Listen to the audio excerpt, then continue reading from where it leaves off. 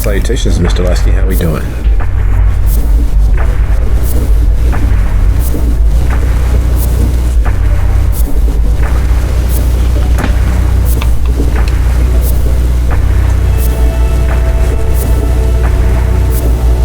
Are you out there?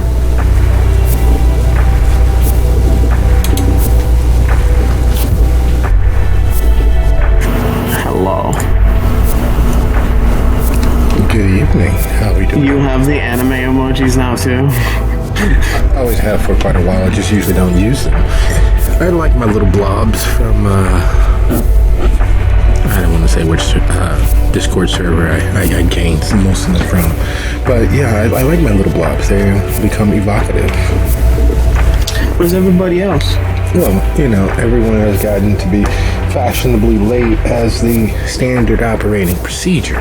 The question is, while you have a moment, did you get a chance to catch up? No, I have not had a chance. It's just been one thing after another. Have not had a chance to like watch anything that's like 2 hours or more.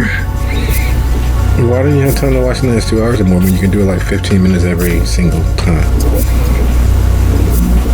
Or there. You see, wow, okay, rude. Just asking, just trying to wrap my mind around it. Because, perfectly honest, I don't get a chance to listen to the previous episode until in my car when driving, and depending on my commute, it's not long enough to watch or listen to the full episode. So I get a chance to watch it in brief bits, and it's just lucked out that usually when I'm getting out of the car, it's right at the more interesting or more dramatically drawn towards moments. So luck of timing and all that. And are you still are you still schooling from home, or are you like split term? I am full-time timing it at LBCC, going to classes, physical. Oh yeah. And another thing I'm doing, what was that? Oh yeah, work. I have work as well. I have been working. Yeah. How's that going? How do you like that? It's fine. It's a job.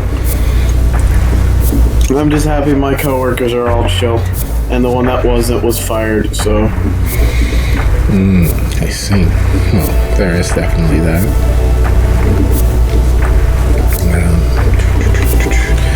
How are things elsewhere with your play? With what? How are things elsewhere with your play? You were working on an alternate character, but not really asking specifically about that character, but just your state of play, or like where anything good, anything big, or the like. Well, with the character that I'm creating for Coast After Dark, right? That's what it's called. Where's my mouse? I need to. Well, he's just gotten back from World War II, and forever changed, blah, blah, blah, blah, blah. I need to do some reading on some La Sombra and Ventru type archetypes and whatnot, being like, and then putting my own spin on it. I see.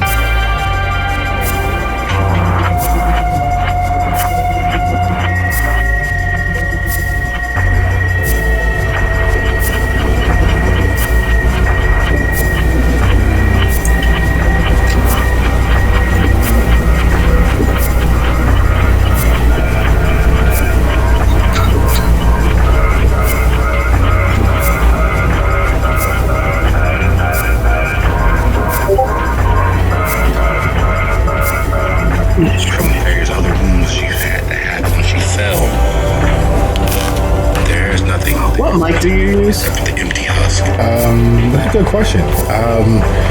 My wife found this one, and it comes with. Well, it has its own setup. It requires. What does one require?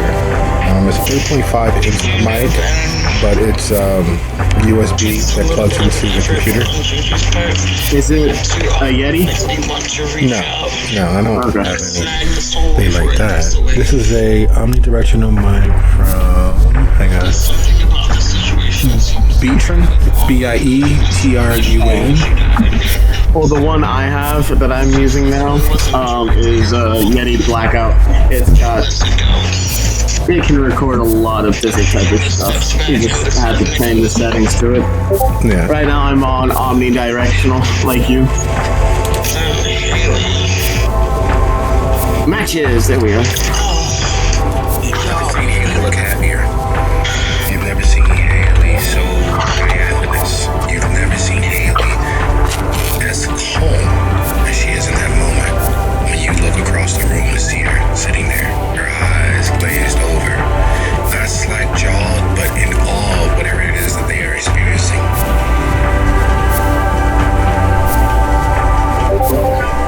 Yeah, she's kind of melted like butter at the moment. It's nice to experience that much heroin and not die.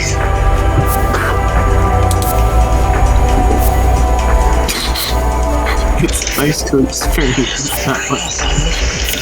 We need to get rid of what's the name? I don't know how we're gonna do it, but you know what? Where the hell's Simon? We'll get him. He'll handle it.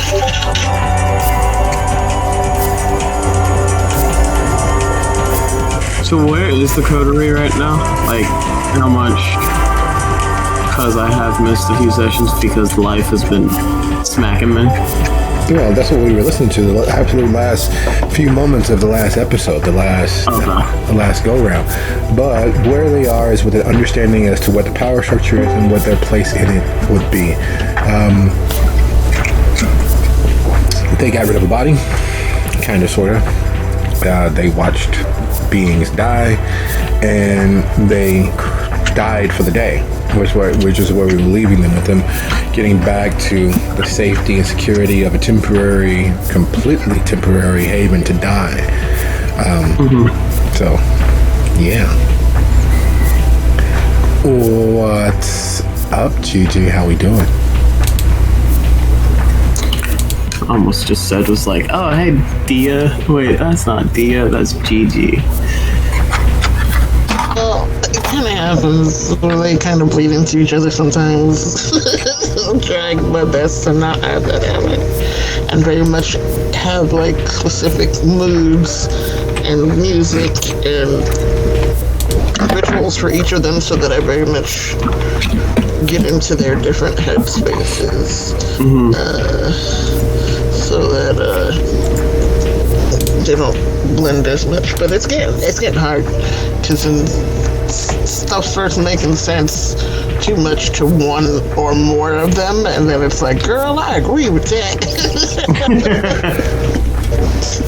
Like, stop gaming up on me, man. Jesus. Pretty easy for me to differentiate Frost and Lasky, though, because they are like opposites. But are they really? Oh my goodness, here comes the philosophy. Well, that's the base of most of our decisions, whether we espouse to or we can formalize it. The philosophy of the characters, are they really all that different on a base level of how they see the world? What they're able to do, their own skills aside, is there really that huge of a difference between the two? Well, Lasky has a cause.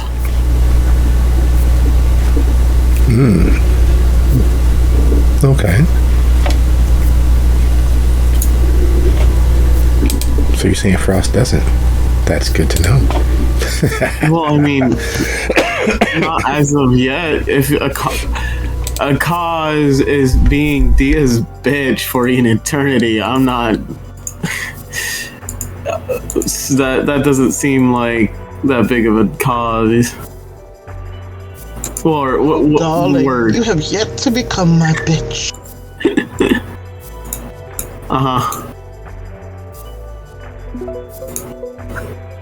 but like no big plots. He's more of like on the lines of stay alive and keep my quote unquote family alive, blood bonded people alive, and that's about it. Which is why he's not dictating stuff unless it's about killing people. He is a good deal reactive, isn't he? But you see what happens when he get left in charge of his own self.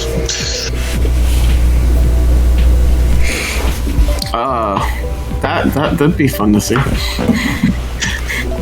But will he ever be allowed to exist on his own? Because he run around butt ass naked and get his feet changed. It's not going. Yeah, they just not gonna let him live that down. Everybody makes mistakes. He got forever to live them down, right? Got a little bit of forever ahead of him. Am I considered a chaos gremlin? Kind of, a little bit. Okay. I'm just saying, like, okay, mistakes. On the level of mistake, you got, I used the wrong shampoo for my hair. I ate that last piece of cheesecake and I shouldn't have. All the way to, I'm gonna let this weirdo that I barely know do some freaky shit to my body parts and make a permanent change. That's a mistake? Yes. Completely. It was well, not to put myself too much into Frost's mind state in that particular moment. Like, but being perfectly honest, for lack of a better word, Frost was cut adrift. He was set loose into the world that he didn't even know was truly as deep nor as dark as the superficial level of it was. His only buoy, his only life jacket, his only, rotten soldier, good time boy turned out to be from the farthest, deepest portions of it. Something that was literally using the attraction of fealty and friendship and chosen family to lead everyone astray. And into this mix, into this chaotic moment of losing what you call home and family, Frost was willing to give his all for, comes someone who wants Frost for Frost, not for his ties or connection to police organizations, not for his ties or connection to money, but someone who wants Frost for Frost and says, you can be great. Sorry. And knowing that, how often do you get appreciated for simply existing, for simply breathing? Someone who says, I see the potential in you and it is good. I have your back in all of these things. I can help you be a better version of you. I'm back. And I was listening to the whole thing in Yish. Also, the reason why I screamed is because I accidentally touched the burning end of an incense stick. Oh, by the way, careful, that's hot. Yeah.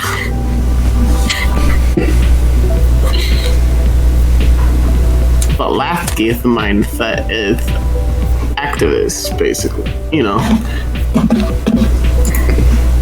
That's gonna be fun. Yeah, it could be, considering.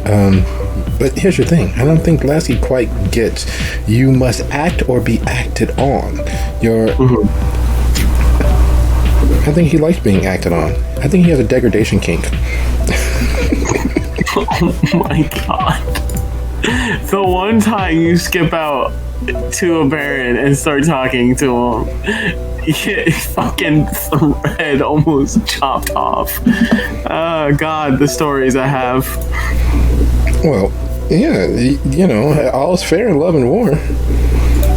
All is fair in love and war. And not for nothing, Lasky. You've got to understand, in the grand scheme of things, big fox small.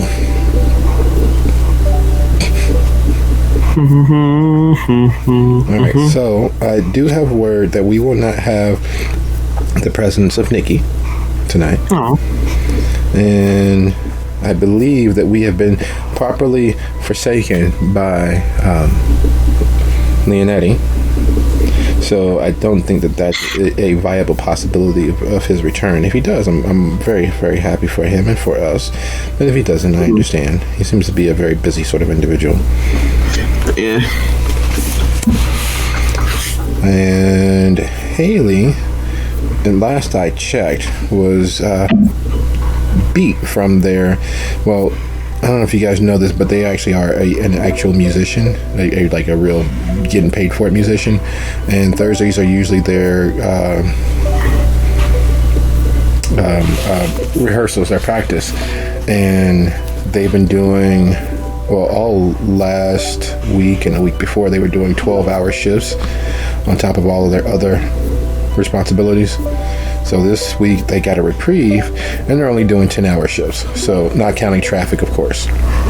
So I'm not sure where they are on the scale of conscious or what have you. So I will reach out to them in a moment and see how they're going to be joining us. If I'm not mistaken, that was them. Haley, how we doing?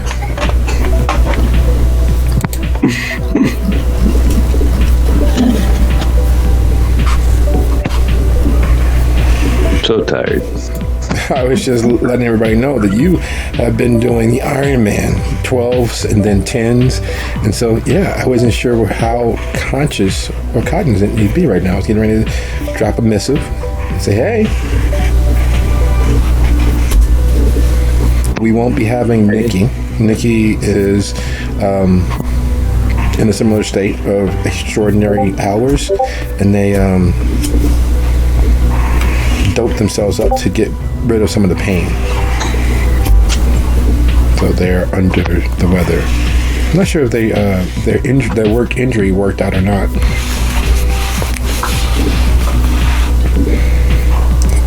And we were catching Lasky up as best as we could with the state of affairs.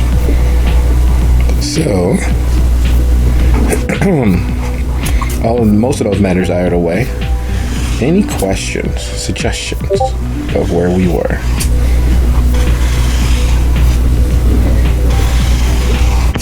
I have no idea where we were. I have no idea where I am part of the time. So That's only because you're currently in Ohio and are sleep deprived due work. Other than that, I'm sure you have a good grasp on where you are. sweet. All right, so quick recap. The coterie killed Carmen. Well, Nikki killed Carmen. Carmen was already dying, but, hastened along. Haley got an opportunity to experience what death, the true release of the end of life's pain, could be like. A chaotic, peaceful passing as far as things go. A chance to relive all of those moments in one's life that one is glad have long passed. They, the coterie, managed to discard the corpse without engendering a boon from Tyven. They, the coterie, managed to relatively escape the situation unscathed.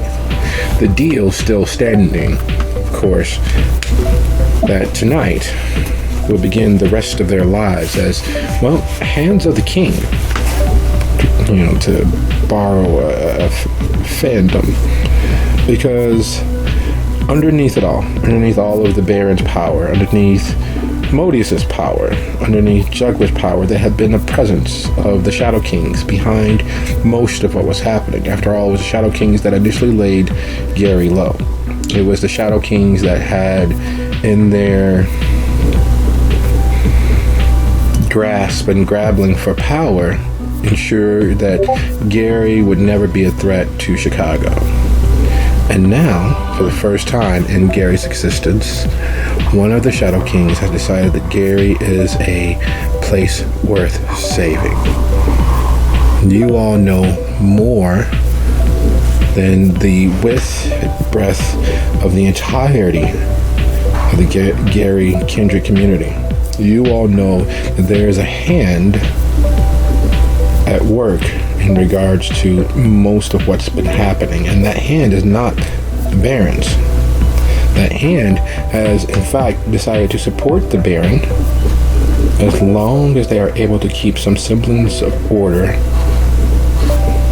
And you all have been given a second chance at peaceful existence so long as you hold that contract, as long as you hold that compact, as long as you all use your various skills to assist. In other words, it's a lot of a lot. It's a lot of a lot.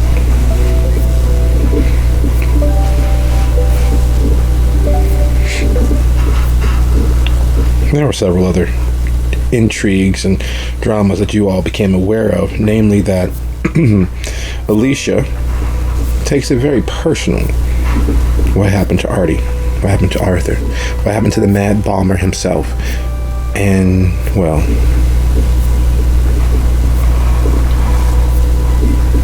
not to say that she's out there looking, but she's out there looking.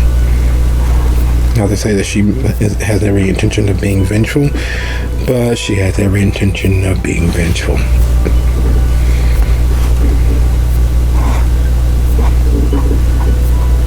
So, with that understanding, are there any questions, suggestions, hypotheses, or corners we need to round off?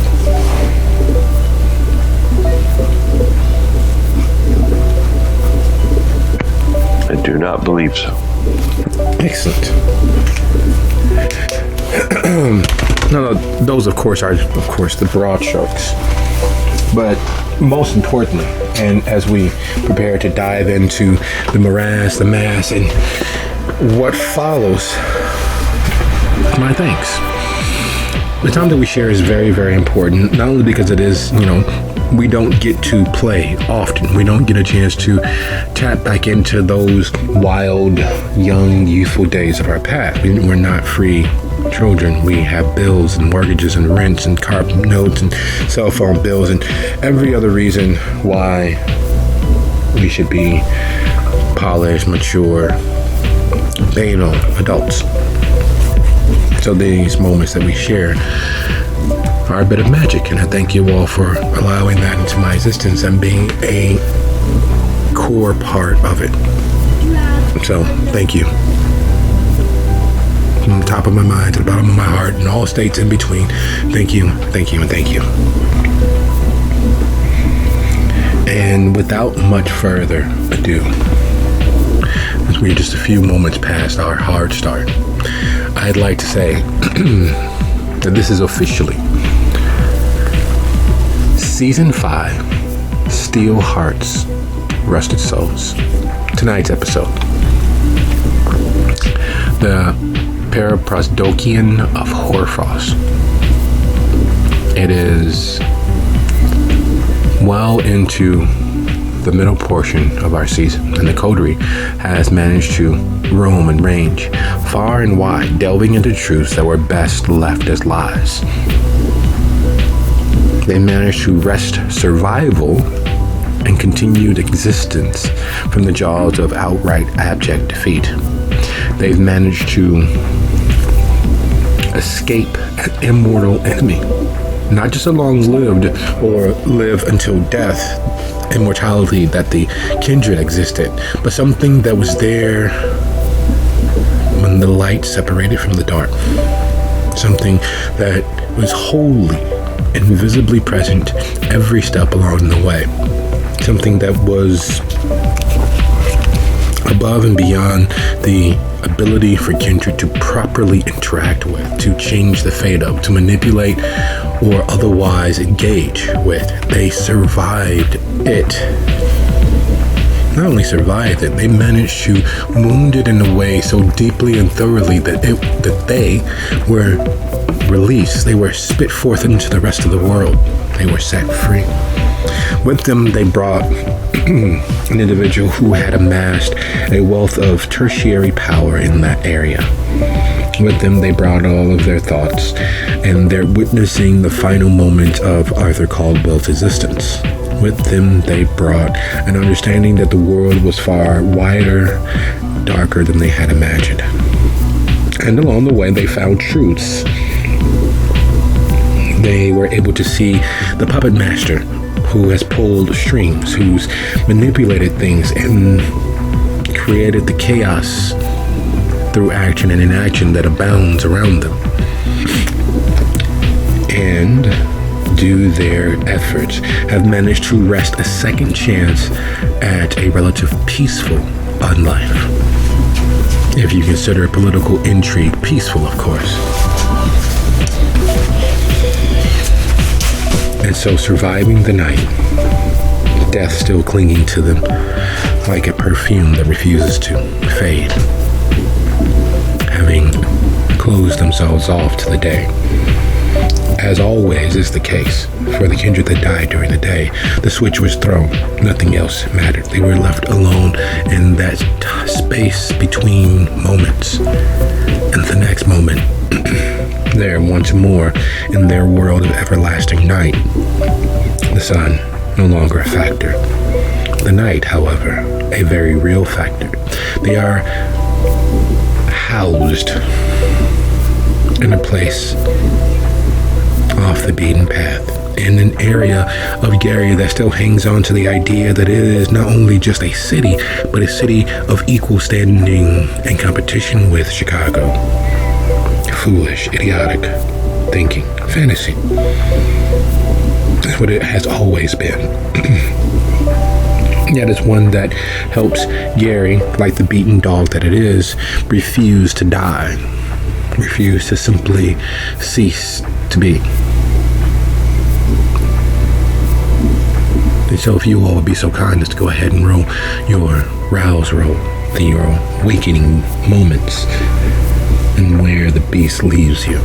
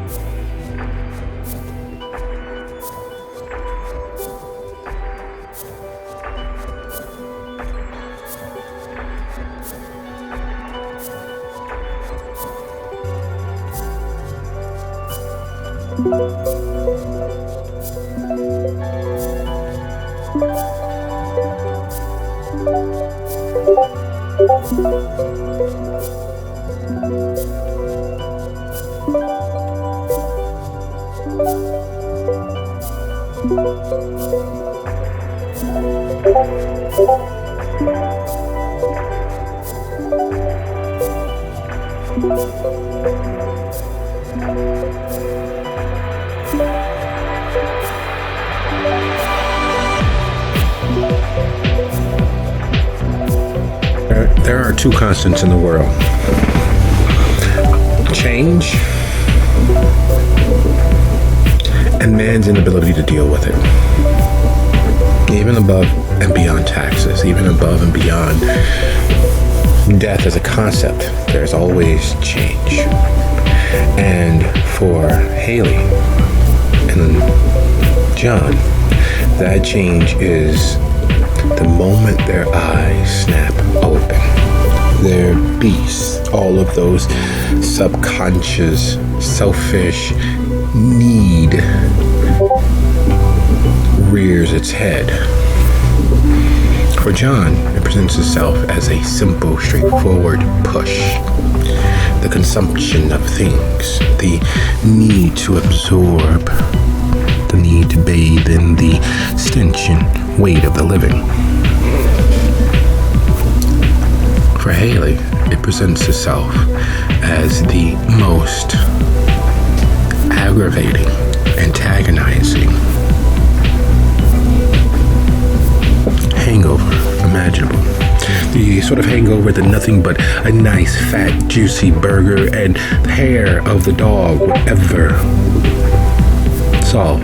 The sort of hangover that persists until you are well and full into the bottom of several cups. The sort of hangover that persists even until the day after. The sort of hangover that causes the eyes to burn and ache and the stomach to growl and grumble even though no food would easily remain. And underneath it all, the grousing complaint of the filth that is about them, the dirt, the grime, the absence of anything remotely beautiful. Even the suffering here is ugly. And Gigi, the shadows coalescing into their heart of light, the dark gently caressing them and waking them like a long-lost lover come to visit. Peaceful. Yesterday was yesterday. Though for the kindred no time has really passed. It is one long everlasting night. But today, this moment demands redress. So with beasts crawling around the back of everyone's mind, with the opportunities and options ahead of the coterie, where is it that they would like to begin? What is it that they are doing as life or the semblance of it returns?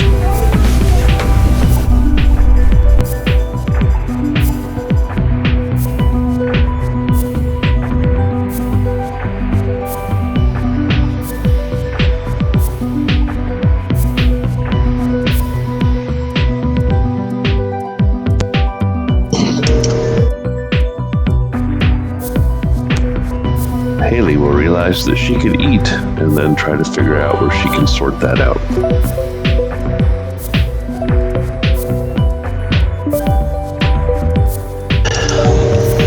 Gigi's first thoughts, realizing that her beast is content at the moment, looks around. Maybe we should go check and make sure that body got taken. I mean, we could probably look out one of the higher windows and see, or maybe peek around the backyard or something, and then we can get the hell out of here.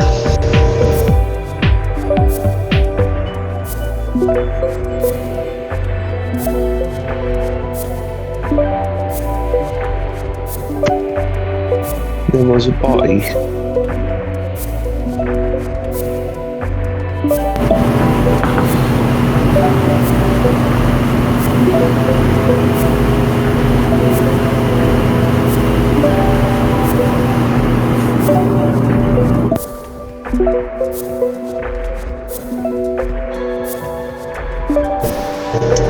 Yes, darling, don't you remember the girl that got stabbed in the chest?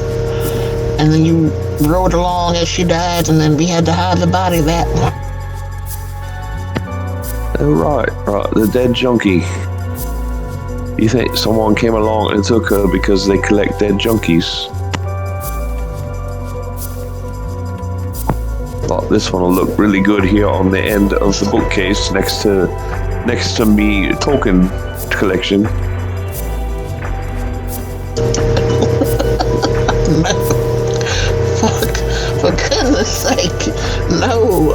I mean, it's a dead body. Who's gonna let it, especially in this neighborhood, who's gonna let something like that just sit? I don't think they would have collected it. I hope there's no cannibals. I don't know, that one's a hard one to decipher around here. Like I said, you never know what people's secrets are, especially, again, in this neighborhood. But the thing is, with the security and the whole police presence in richer neighborhoods, it would have not gone unnoticed for that long, and they would have probably more than likely come to get the body. That's alright, we didn't want it back, right? No, not at all. I think we left the car at Silk's. so we might have to go back and get it. I don't know what Vicky's plans were, and we should probably find John or the others so we can go back through the tunnels, I guess.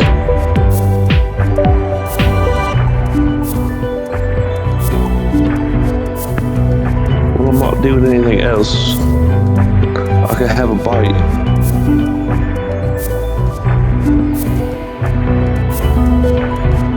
Maybe we can find you somebody on the way. You never know who's in the tunnel.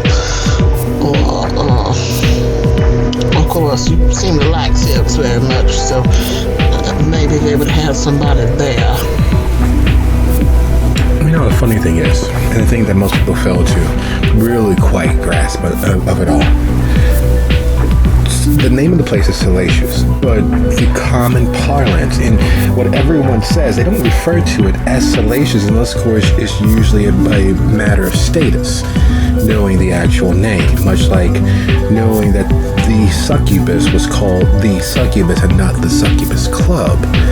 It's one of those differentiations to show who's a local and who's not.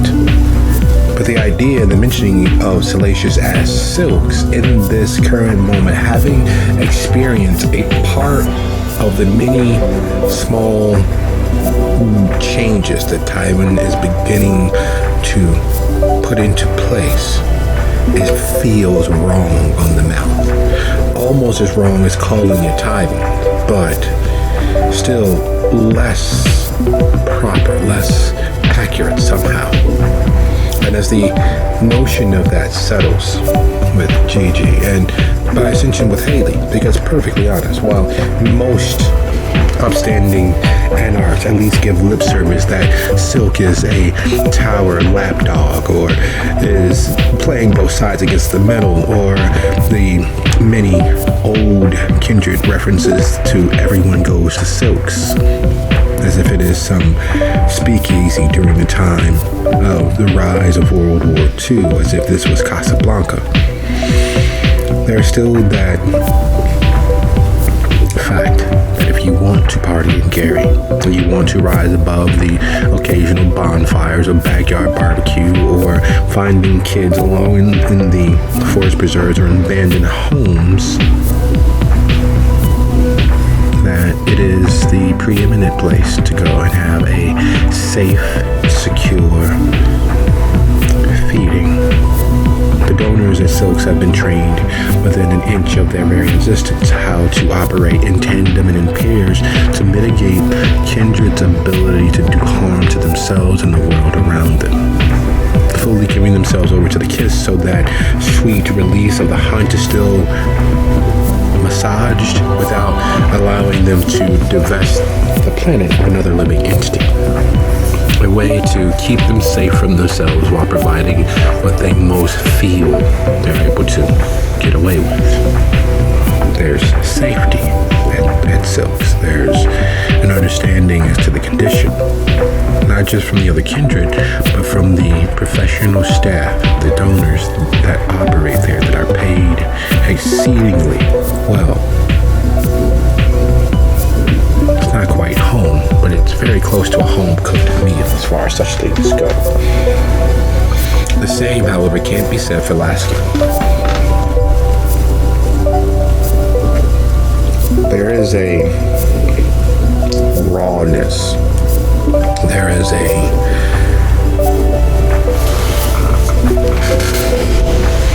long dead muscle at play. Something that rarely happens. Being of a singular mind. Being of a singular goal. Not having 100 different voices pulling at him. Not seeing 100 different fractured versions of what happens next and what happens next and what happens next. Not hearing the endless chorus of songs and voices and thoughts that are not his own bombard and assail him. It's a piece that he very rarely ever has opportunity to engage in. It is a piece that is oftentimes as real as a $3 bill. It is a piece that is at best fleeting. And when something is too good to be true, it usually is not. Save when dealing with the mad. The least true things are the most true. And so, we flow and fly over the dimly lit spaces that are Gary. We find ourselves in the ramshackle, dilapidated apartment complex, roughly 3 to 6 blocks from Salacious. The apartment's a mess. It's the sort of mess that has been lived in consistently without any actual efforts of cleaning. It's the sort of environment where Haley's friends would have a hell of a time partying, and have on several occasions, just not tonight. So, as we move through the broken-in door, across the cracked tile floors, the leftover and food-strewn countertops, past the chairs missing bits and pieces of legs and actual full-fledged legs. Hang on a second.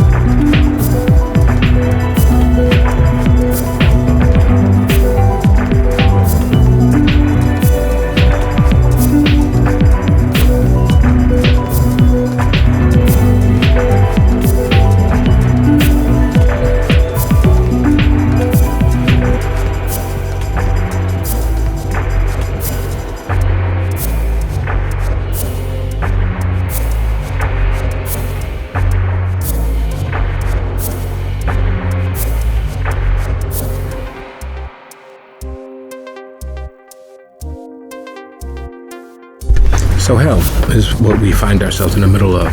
And in the middle of all that waste and ruin from lives poorly lived, barely lived, we find Laskin on his haunches, licking the last bits of life from his fingers.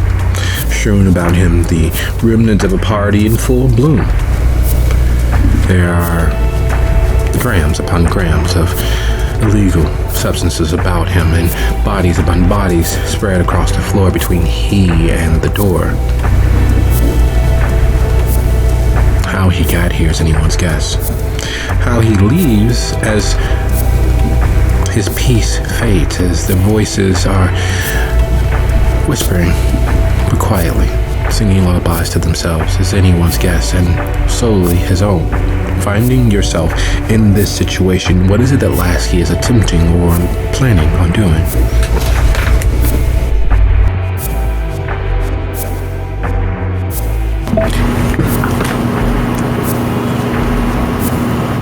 He's gonna leave the room. Not say a word. Just like a knot in his throat and like shock factor, and he just runs away to the nearest place that he would that he could possibly find some help, and that would be it's not Salacious anymore. What is it? You said it. Yeah, Salacious. It is still Salacious? It is still officially Salacious. But it's Silks, but it's Silks with new management, new operational leadership. Yes. Tyler was a former wild child. He was her favorite And he, like all children, went off to find a life and build a life for himself elsewhere. It did not work. He found himself back here at the bosom that gave him unlife, at the reason for him to succeed. And he's been making a go of it, while Silk branches out, while Silk expands her empire elsewhere.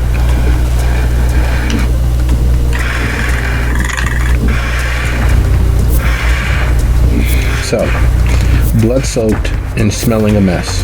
There's an undeniable scent and stench to being in a place where various substances have been cooked. Various substances have been smoked. The air filled with the waste of lives.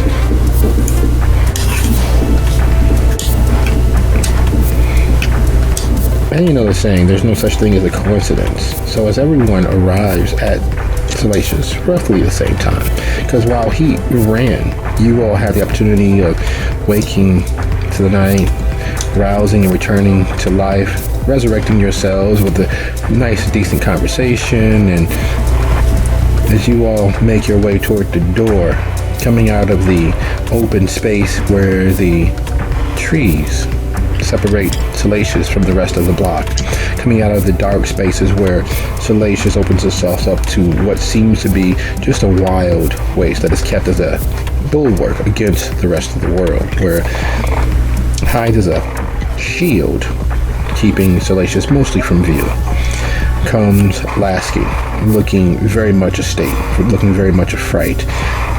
As insane as he has been, he has never seemed so alive, so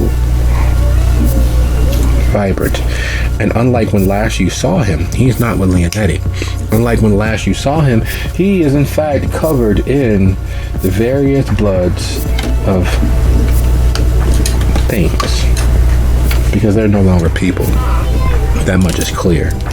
Even having licked and sucked and suckled every drop of it from his fingers, there's still blood underneath his fingertips. There's still blood at the corner of his mouth. There's still very much the remnants of a wild evening all about him.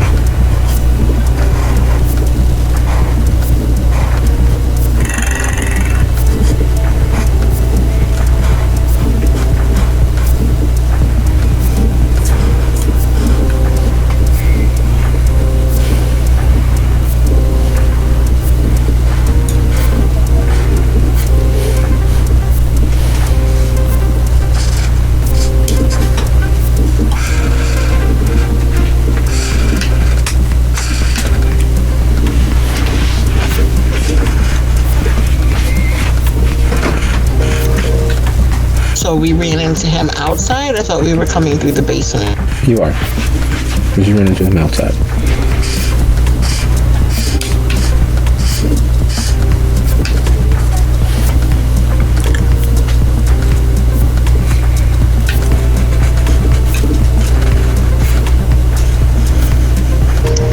Well, you look a frightful mess. Where have you been?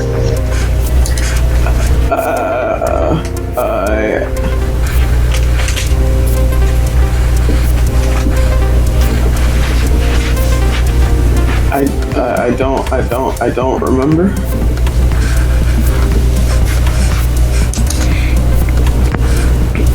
Oh my god, he looks almost as wasted as Carmen, says a memory popping up out of nowhere. As he says he doesn't remember. He remembers the woman's face. She's not physically fit, but she's on the thinner side. There was some weight about her. She wasn't sickly. She wasn't, even as you know, she was strung out. She didn't bear all the signs that you typically, attribute to meth or worse use. But there was definitely something not quite healthy about her.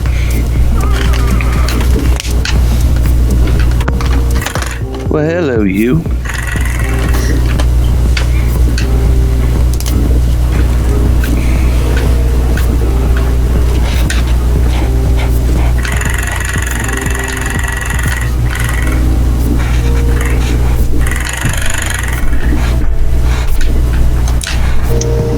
suppose we should go get you some clean clothes and get cleaned up and find Haley something to eat.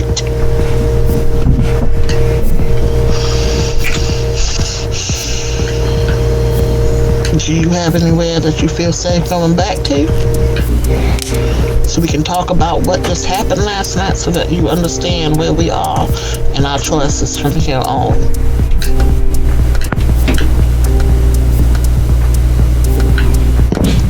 I mean, I could get back to my, oh, you're not talking to me, are you?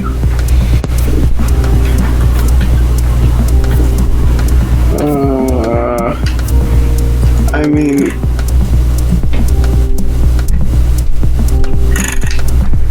Right.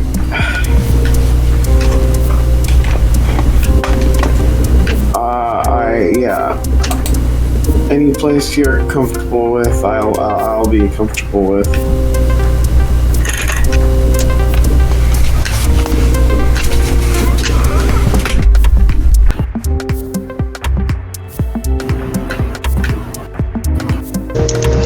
Gigi frowns softly and looks him over and then heads for the van that they all came in, motioning to the other two. I suppose we could stop at some sort of small big box store early in the evening and I will go inside and get you some clothing. And then at the same time while we are there, Haley, you might be able to do a bit of hunting. Because where we're going, those sorts of people tend to congregate. I mean, what sort of people do you mean? People that like to have a lot of fun with drugs. At a Target? Ain't you never seen people at Walmart? I mean, I'm not looking for a nutter. I'm looking for, a junkie.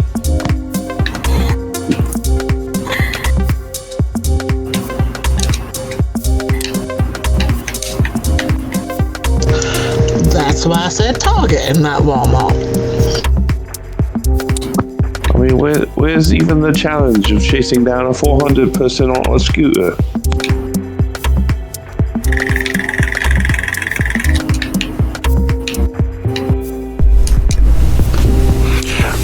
Well, if I may say so, says Tyven, who has materialized as if some dirty, sweet, sticky substance dripped from the ceiling, landing very close to splattering on your shoe.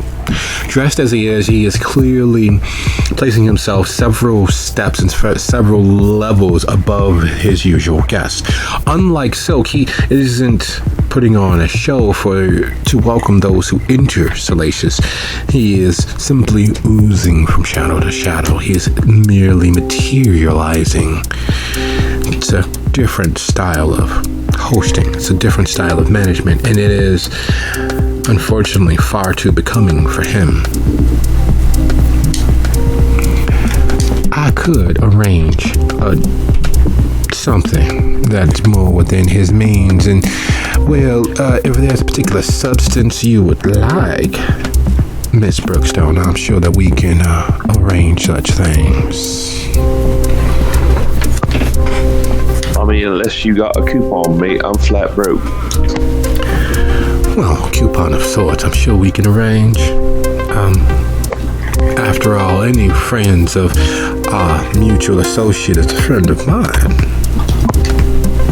Why do I feel like there's a whole ton of fine print on this deal?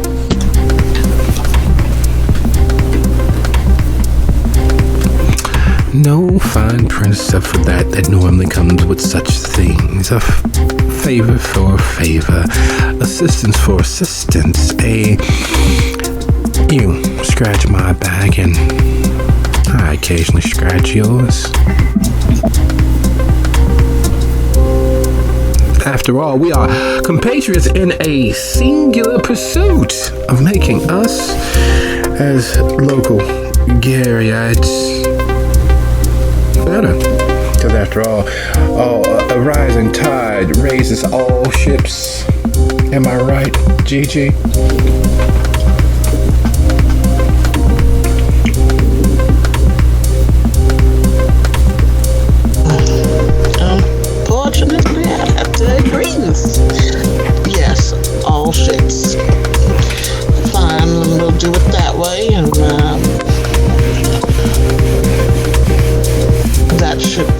care of most of the early evening things, but we have some tasks I'm assuming our new Lord and Master would like us to complete. Oh, don't you know it? I have and he removes, as if it is the other shoe dropping, a business envelope, a large-ish manila envelope sealed with a wax signet. It's just small enough to fit inside the inside pocket of his jacket, which is more of a robe than a jacket, but such stylings are to be expected. After all, the sensates have a certain perception that he's doing everything he can to subvert and magnify all at once. I'll deliver this once we get you all settled. And he looks at Lasky, and it is clear that the dirty, blood-covered individual definitely triggers something in him that is less than kind. Perhaps we should, maybe, as this is a delivery of sorts, maybe we should go around back to the delivery entrance. They keep most of our guests from right this way. And there it is, that walk, that all but sachet and sidle, that soft-stepped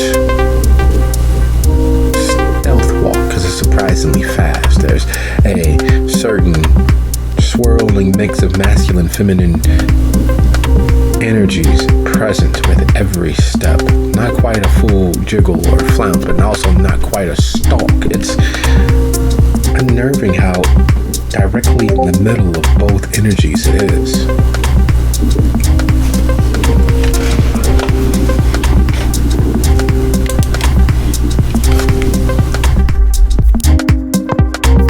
I think he's saying you look a mess, mate, and you can't do, but you just got out of it.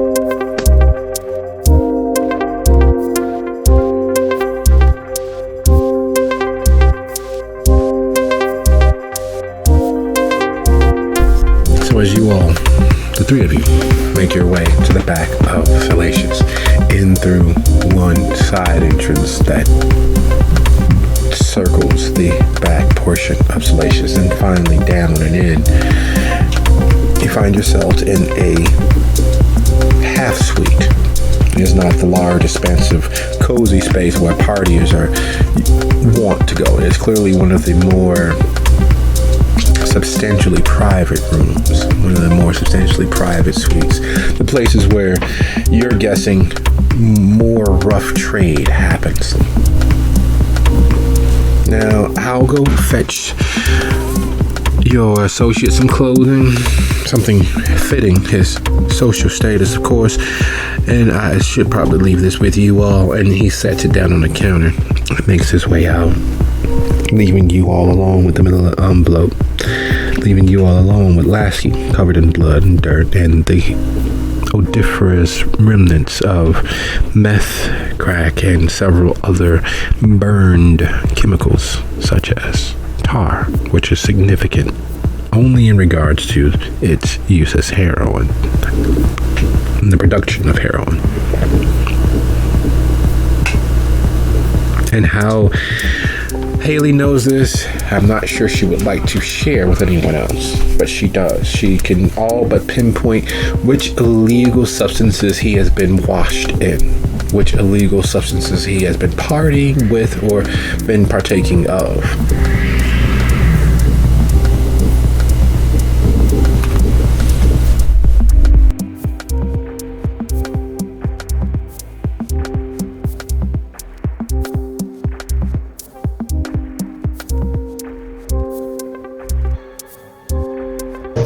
Well, before we open this, I think we should get you all washed up. I'm sure there's a sink in here somewhere,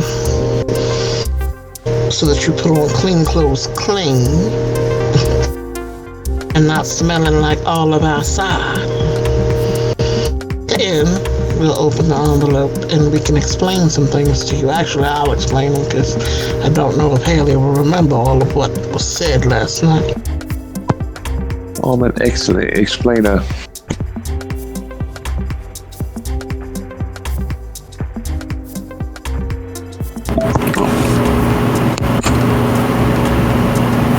Okay.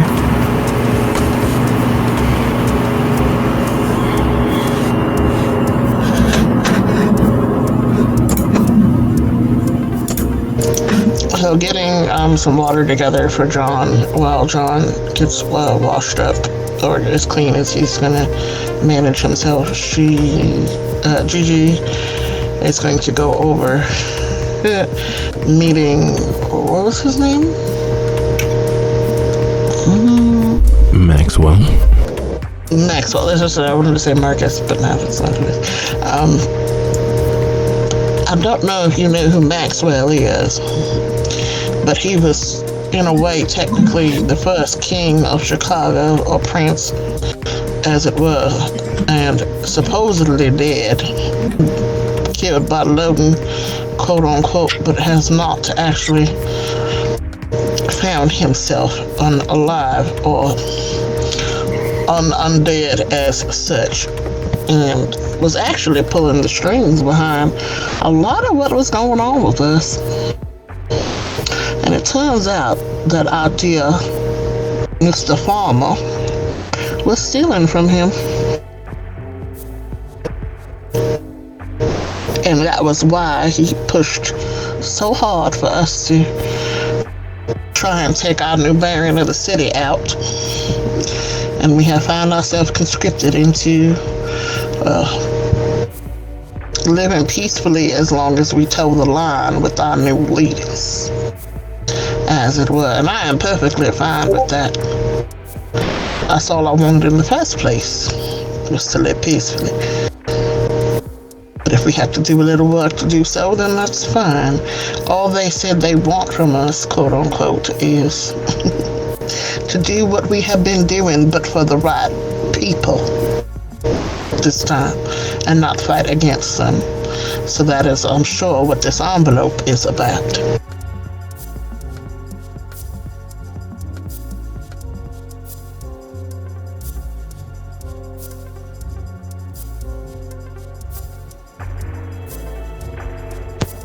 Maybe it says we want a sweepstakes.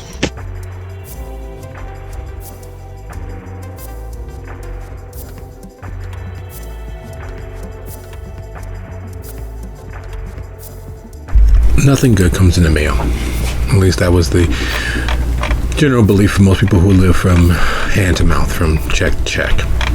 As long as you don't get the bill, you don't got to worry about paying it. You don't have to move money around or go into a hidden envelope to come up short. You don't owe it unless, of course, they ask. That's always been the commonality of such individuals. Unfortunately for you all, this is a portion of the bill. This is the initial summons of the bill. And for it to have been put together so professionally, typed in or handwritten, you're not quite sure.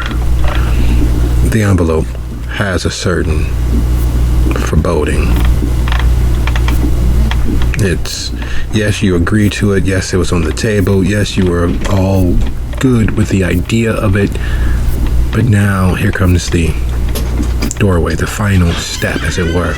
Will you open the envelope and step through into your new normal, or will you postpone it as long as you possibly can?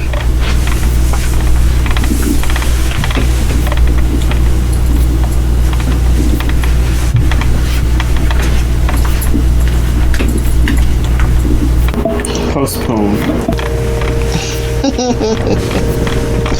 Gigi's usually one for just ripping the band-aid off, but even she is kind of feeling like a little bit of, I don't want to do this right now. So she's making commentary about, making sure John gets clean all over, and like fussing with the bloody clothing and doing everything she can to not open that.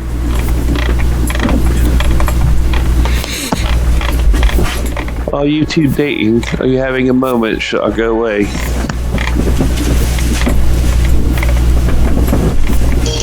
Darling, in this case, it would be like a mother and child rather than anything boyfriend or girlfriend. He is definitely not my type, lovely as he is.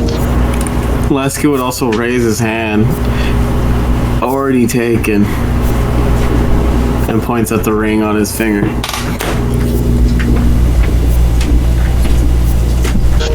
I never noticed that. Oh my goodness, who is the lucky lady? Not it.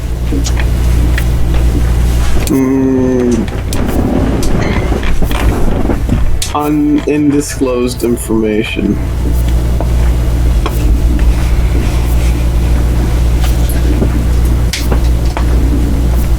Well, that's no fun. Fun to me.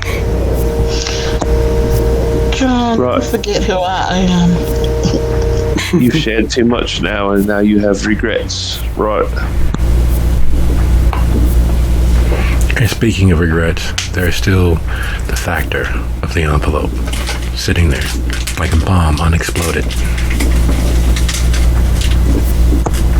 Do you think it's got anthrax in it? Is drugs everything to you? Anthrax is not a drug. It's not? It's a biological weapon, damn it, John. Yeah, science never my strong suit. I'm smart in other ways.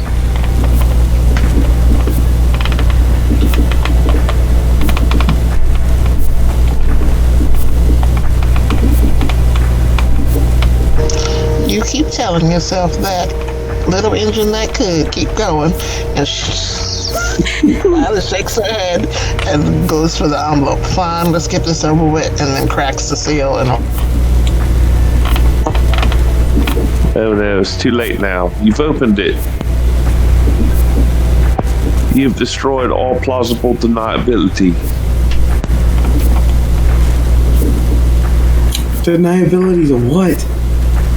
To whatever doom is inside that envelope. And it, in fact, is very much doom.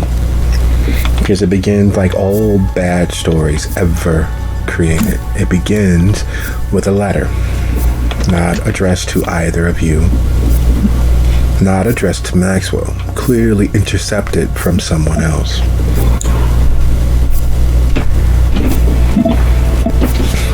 And that someone else makes themselves known because the original author of the letter begins the letter with, "My dearest Alicia."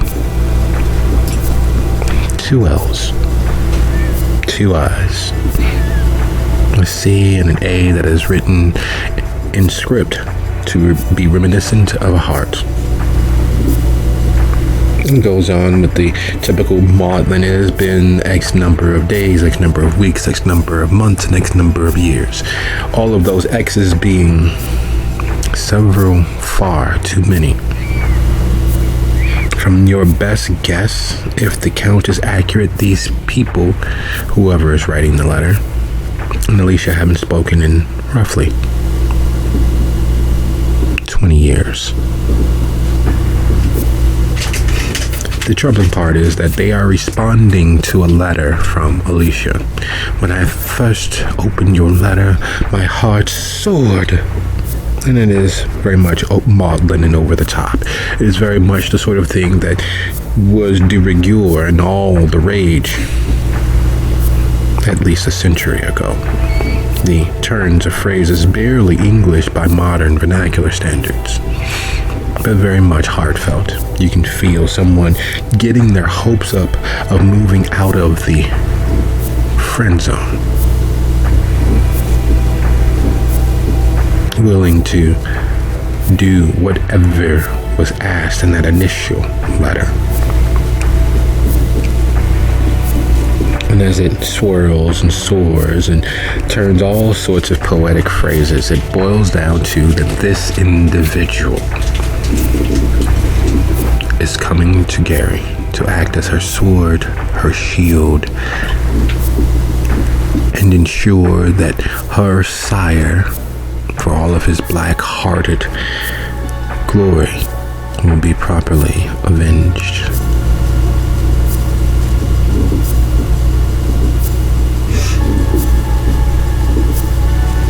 If that wasn't disheartening enough, reading the letter as if you watching the curtain on the stage production finally drop after several pages of long-winded explanations as to all of the fantasy, dreams, and ideals they had for their relationship with Alicia, and Modius having driven them apart all those years ago, and now they have the opportunity to return, having attained status enough to be worthy of the child of the prince of the city.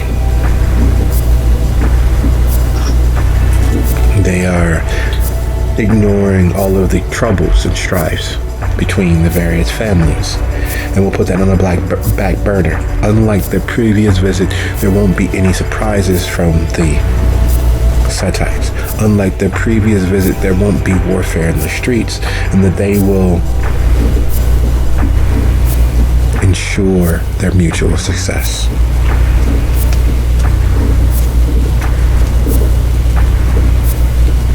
And then the other shoe drops. The news articles from the bloodless men and women found on the street during the violence and gang warfare of several decades ago. The police investigations that turned up a crack and meth distribution network that had been poisoned locals. The gang leadership that had been raided and finally driven out of Gary. The return of peace. And for those of you who have been in and around Gary during that period, you realize what that was and who that means is coming back. Gary has always been an embattled city, usually against itself, often against Chicago. But 2 decades ago, Gary held off the first influx of ash. The test subjects, the guinea pigs, having taken ash-laced narcotics, which turned human into all but kindred. The only thing missing were, of course, the fangs. But it turned them into mindless kindred, turned them into whites. They were able to die and be killed, but of course, the explanation behind it was just simply gang warfare. The explanation behind it were just drug addicts. The kindred in the area knew that these zombies, these drugged out individuals, were victims of ash. They knew that these poor, lost souls deserved the peace that only death could provide. And so there was a purge. For the first time in ever, the Tower and the Anarchs, who were considered Tower at that time, but just wild, rebellious children, band together and hunted the streets and destroyed nearly every provable manufacturer and distributor of ash. Human, kindred, and every step in between. Modius and Juggler used their resources and all of their cults of personality and waged war together. And they were surprisingly successful. What most don't realize and didn't realize at the time was part of the reason why they were as successful as they were. They were backed. They were bankrolled. They were assisted by the Giovanni.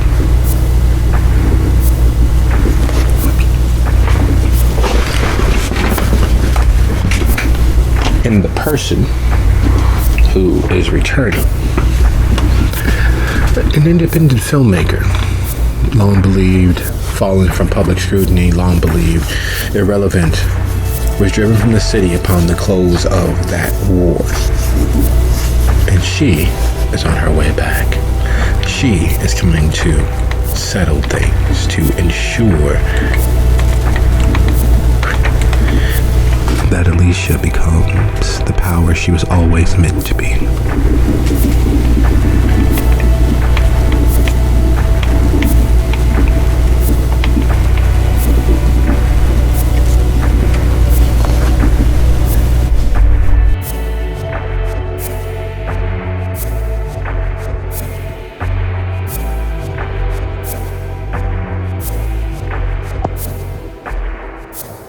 So I don't understand. There's a bunch of newspaper clippings, just like a writing prompt. No, much worse.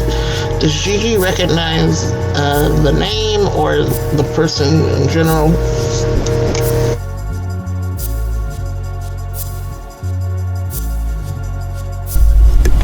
Yes, unfortunately for you.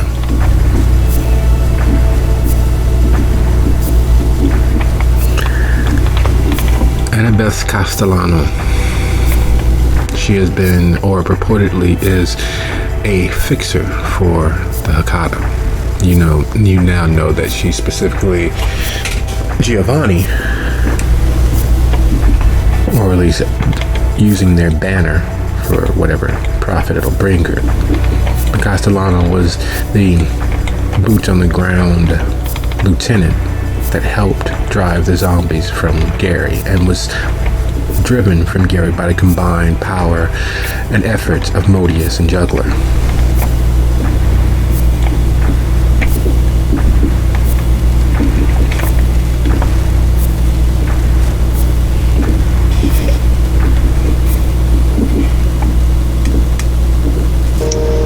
This one is very bad news.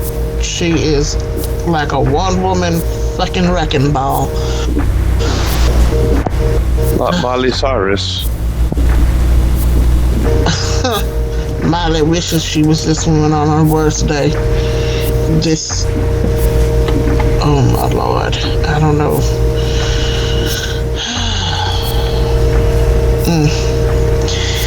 The thing is, we used to have a problem with what some would have assumed were zombies, but they're not actually zombies. They were ash addicts that became zombie-like. I don't know if you've ever heard of the term whites. They were like revenants, dangerous, bloodthirsty creatures that had to be murdered or taken out by any means necessary because they stood to break the masquerade and harm everybody. They didn't care. Babies, cats, dogs. Nobody was safe from them once they were high. And this person at the time helped get rid of those beasts, but then decided, I guess, to try to take things over and was chased away by the people in the basement working together. So like neo-Nazis then.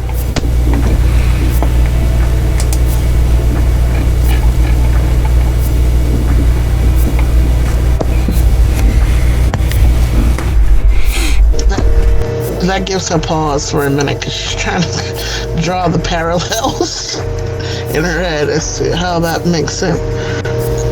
I guess so, but not quite.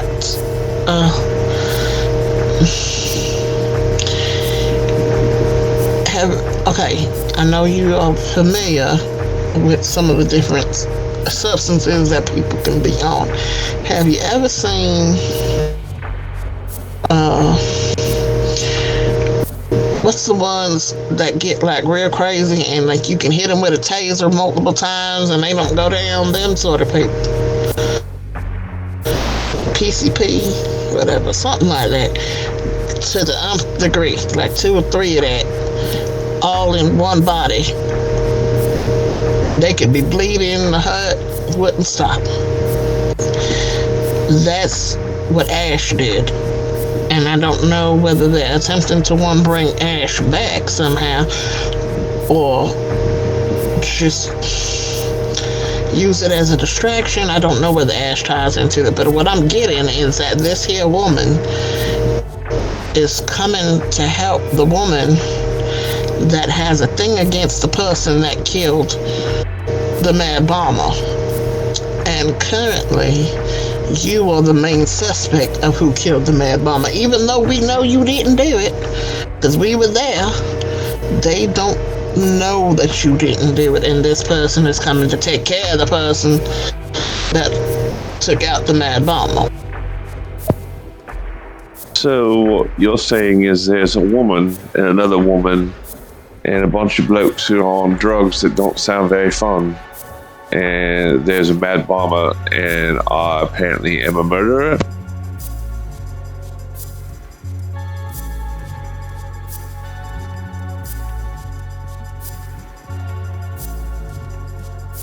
I don't know who any of these people are. Okay, I'm gonna try again. Artie, you remember Artie, your party friend? I do remember Artie. He's dead now. That's the point. He is dead now. But his child thinks somebody killed him, and they suspect that you killed him. Which is why they tapped their old lover, who's fucking cuckoo for Cocoa Puffs and dangerous, to come help them hunt down the person that killed Arthur and rise them to power. And now they are coming to do said thing.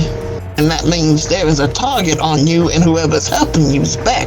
We need to either cut this woman off at the pass and get rid of her before she can make it any sort of inroads or something. I don't know what we're gonna do about it, but we have to stop them before they get to you, basically.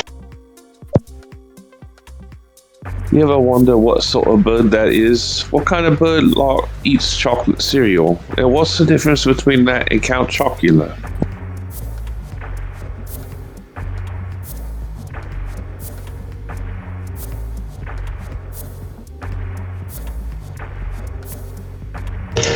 Gigi raises his eyebrow and then actually looks at John for the first time like, speak to your people.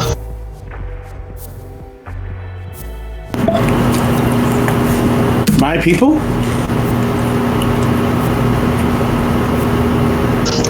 People that don't make sense all the time. So you're accused of murder that you did not commit, right? Okay. So I haven't heard anyone accuse me. They just keep talking about how someone is accusing me. So we're talking about the accusing of the accusing of the accusing. All right, you lost me. Exactly.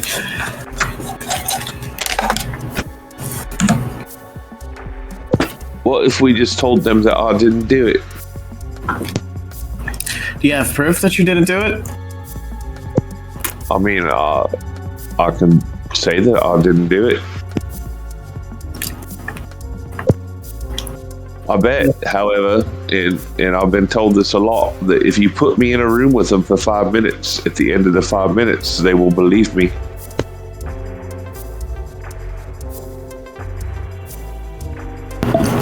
Do we know where these people are?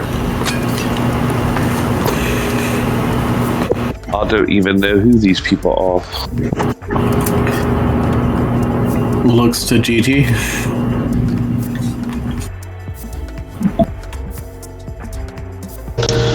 I have an idea of who Alicia is, and I've never really met them personally. But this other Neither has Haley, except for those few moments where they partied at her yacht, or the few moments where they partied at her condo, which is roughly about 3/4 of a mile from where you guys are at the Succubus. Haley has a lot of things floating around her head at any given moment. She can't be expected to remember people's names.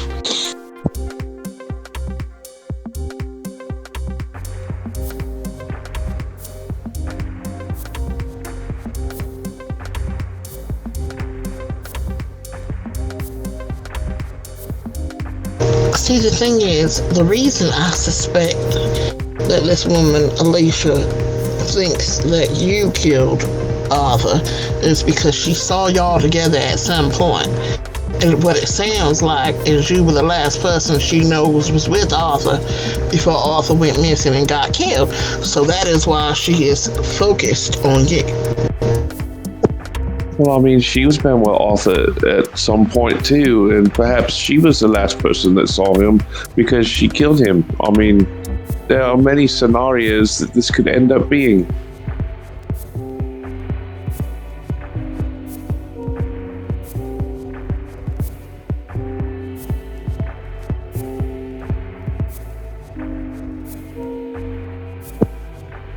It's pretty thin.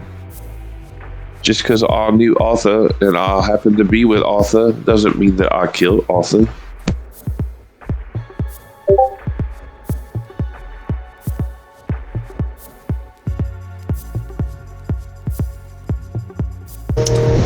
Actually, that is true. And John was there and knows what happened to Arthur, and so do several other of us. But that is the point. When we say that something else killed Arthur and there was this weird mystical town and all this other kind of craziness that happened, do you really think they're gonna believe anything we had to say? They're gonna think we was like, okay, trying to save this Haley person. So we're making up stories and going along with the bullshit you're telling them, even though that's the truth. That's why you got to explain it.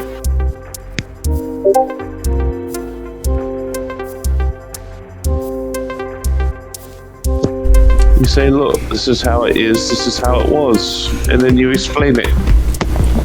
Now, normally I'd bring you all some better partners and associates, but I know you all need to be getting on about your way. You all didn't say anything specific was on the menu, so I did my best to gauge based on, and then Tyvin looks Haley head to toe and toe to head, and then looks over at John, who is finely dressed in his clothing, utilitarian. Standard dark jeans and a flannel over a t-shirt that is a little ill-fitting, including the proper accessories, the belt that's a half a size too small, and the watch that is a plastic knockoff Timex, the gaudy, overbright fake gold added to the ensemble. It does add a pop of color, but it is clear that it is not only off the rack, but off the generic knockoff rack. And behind him, he motions, and there's several thin-framed mortals, clearly suffering from malnourishment. But the look in their eyes, the glazed over happiness, and the absent smile that sits there with whatever they are seeing on the inside of their open eyeballs resting on their faces. They're the sort of people that have partied not only too hard and too long, but it is more a testament to the miracle of life's persistence that they are still here. I was just guessing based on your associates of the other night that these might be more of your vigor, more of your choice, more up your alley. And he smiles. Of course, with friends and family discount, they are only half the price, which we'll work out all the details about that later, friend for friend. I'll leave you all to make yourselves at home. And this is Sherilyn, this is Carolyn, and this is Florlyn. And he moves the three young ladies inside and pulls the door closed behind him. It is very difficult to not see him as the cartoon image of Tom as he pulls the door closed.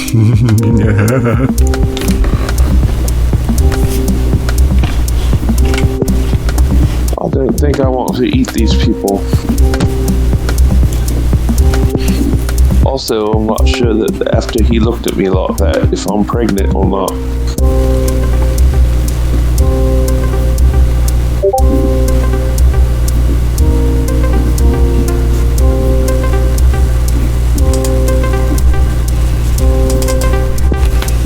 Have you guys ever been to the zoo? I've been to the Brooklyn, which used to be called the Bronx Zoo. It's been a very long time. How are you? Oh my goodness, your skin, it looks It looks like it tastes like a Laffy Taffy. And she runs a all too moist finger across the space from your jaw line down your neck, pulling it away as if she's sampling the most delicious of batter. And she brings it to her lips as if that's what she's expecting. Not salty at all. Oh my goodness. Why is this one sticky? She sweats a lot. Yeah, she can't handle the ride. What ride? Well, there is no we were getting a ride. We rode over in the Uber today. No, that was Tuesday. Isn't today Tuesday? No, Tuesday was 3 days ago. No, Tuesday was 5 days ago. Wait, if Tuesday was 5 days ago, doesn't it make today Sunday? No, that makes today Tuesday, because we don't count the first 2 days after Tuesday, and 5 days from that means that this is 7 days from last Tuesday. We've been here a week? No, we've been here 2. We have not been here 2 weeks. I've only changed clothes twice. You're right. That means we've been here a month. No, we haven't been here a month. When did we take the car? Right. I feel like I've arrived at the buffet 3 minutes before they close. Not that I've ever been to a buffet. Me neither. They serve such fatty food. I don't eat anything that has a face. Unless, of course, they ask me to. How droll. Oh my god, there's a chocolate one. And Floraline makes her way across the floor towards Gigi. It's clear that each step is a testament to how smart she may have been at one point. Because there's no way that someone with the equilibrium as that shaky should be able to stand upright, let alone actually traverse any sort of distance.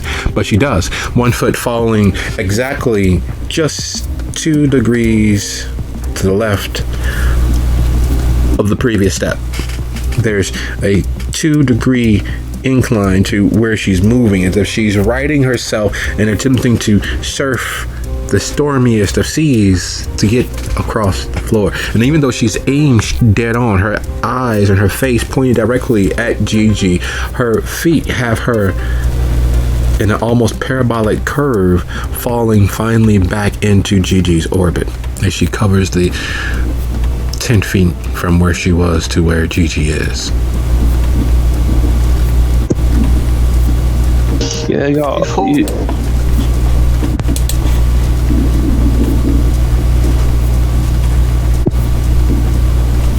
all ever seen the hot dog at the gas station that's been on the rollers for like 3 days? Those are so good. Oh, they're so crunchy. And look, there's a... Are you a girl or a guy? They say, pointing to Lasky. Not that it matters, but you seem pudgy, but soft. It's like your whole body's a boob. Makes me want to... And they're off and leaning, trying to cover the distance between where they are to where Lasky is standing, properly, finally dressed. And as they attempt to navigate the ever-shifting waves that assault them as they cross the floor, Floraline has finally made it to Gigi. It's not chocolate, it's that fake Ovaltine stuff. It's a malt. Before she can get anywhere near to touch it, Gigi is stepping out of, like, out of reach. Like, oh, darling, consent is a thing, and we will follow. I don't smell like a con.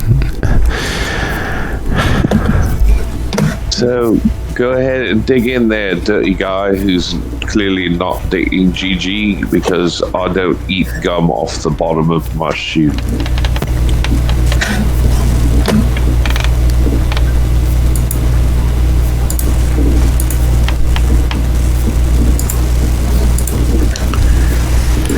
There is before you all, as Haley passes the plate, filled with leftovers towards Lasky to polish off. There is a moment at every crash, at every impact between vehicles, at every poor happenstance that occurs on the road, where the drivers have the opportunity of glimpsing each other through the rearview mirror of one car and the windshield of the other. Their eyes connect, looking up from their phones or looking up from turning their radio, or just finally realizing that the car in front of them isn't going to stop, or realizing that the car behind them isn't going to stop. And in that moment, they are joined and locked in together, bracing for whatever this impact will be. That's the moment that the girls have as they fall into John's orbit. Floraline missing by miles from running her hand gently and seductively across Gigi. The other two finally crossing the great northern sea and landing at John's port. As he stands quietly dumbfounded as to what is actually happening, it is the slowest devouring of prey that you have ever seen as they glom on to him, and they notice the wedding ring and begin asking questions about the wife and guessing what she might be like. Oh, clearly he's madly in love. I would love to be in love, but I don't know how to love. There's a chance. Could you? And one question falling into the next, rambling and dancing around the idea, you realize that they're making themselves comfortable in his presence.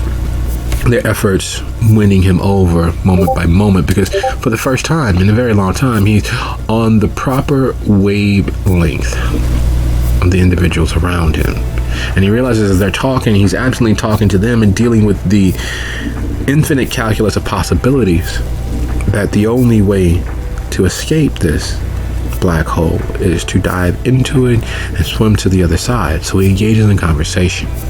One story leading to the next, leading to the next. Even though it's only one story, there's 17 different versions of it being told at once, and they're along for the ride and being lulled into it and making themselves more comfortable. And then it hits him. It settles in. A future coalesces behind his eyes, and he understands. He understands that there's but one place in Gary where an independent film company would be setting up. He understands that if they were able to be driven from Gary by the combined might of Modius and Juggler, that there is no one present who quite understands their modus operandi except for Alicia. He understands that if they are coming back to claim Alicia, that things may not be as they seem, because he knows that kindred are at their very base selfish things. And if they are coming back to claim Alicia, that means they're coming back to claim Alicia's power. And they're coming back to claim Alicia's power, and they said that her birthright is to be the leader of the city. They're not coming back to help Alicia. They're coming back to dominate Alicia. And the only way to do that would be to bring all of the problems that they were able to help defeat before. And the problems they were able to help defeat before was rampant, destructive drug use among mortals and ghouls. And this was before the advent of Thin Blood, which means Caitiff, which means Malkavian and Gangrel and Bruja. And now with the Thin Bloods, half in the dark and half in the shadow of the light, if it was able to turn mortals into nearly kindred, mindless, white-like living zombies, it could do that and so much more to the Thin Blood. You are dealing with the very potentiality of a way to wipe out the entirety of the Thin Bloods.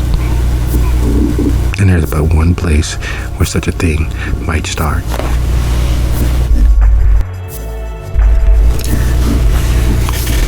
I've been to that coffee shop. I didn't actually have coffee because I don't really like the taste of coffee, but it was such a very popular place. Everybody was dressed like a hipster. Oh my God. I didn't know that was your coffee spot. And that cute little brunette behind the bar, that was your wife? Oh my God. And as they're rambling and prattling on, it takes them a moment to realize that John isn't telling them anything else. John isn't speaking with them. John isn't engaging as he had been just a few seconds before. lightning has struck. He has realized something. And they think that he's finally realized that he is in fact masculine, and if they don't tell and he doesn't tell, then it won't be affecting to his wife. So as one begins to unbutton the second button of his shirt, what is it that everyone's doing? Shove.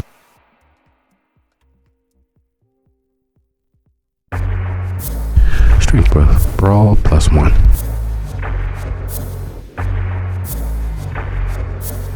Not a strong shove, but like a no. Strength plus oh my goodness, that is a big dice roll.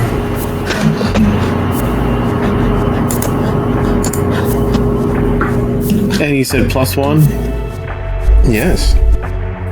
Jonathan Cream Puff. No one expects him to be violent, including these adult-minded individuals who are accustomed to being used, who is accustomed to the high that comes from the sinking of things, who are accustomed to, well,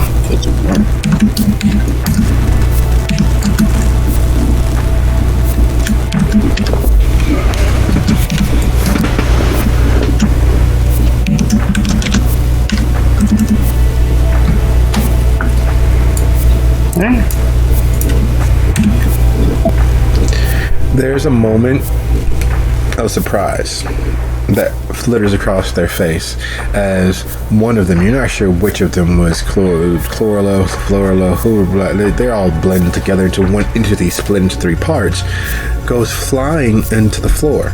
Not because John shoved with any supernatural strength, even though that is the basis of all that he is, but the going from 0 to 60 in the blink of an eye catches all of them off guard. That shift, that change, unlike the quietude that fell over him, it is such a quick, rapid thing that there's no glacial pace. It doesn't happen without them realizing it, and she's flying. She hits the floor and all but bounces, and a dirty, dark smile drifts across her face as if to say, that's how you want it. As Gigi and Haley watch this happen, what is everyone doing? As he shouts food fight on bloody bouncing.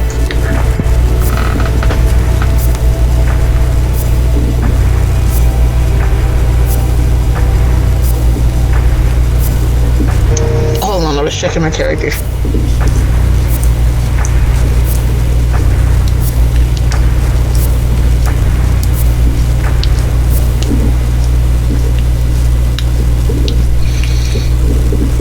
Haley will do one of the things she does best, which is nothing.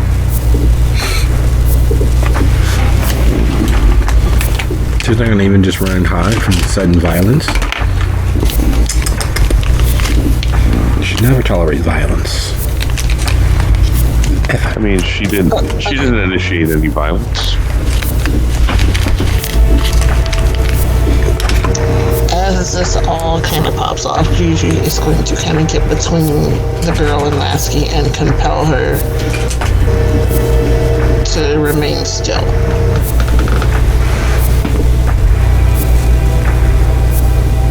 No role needed.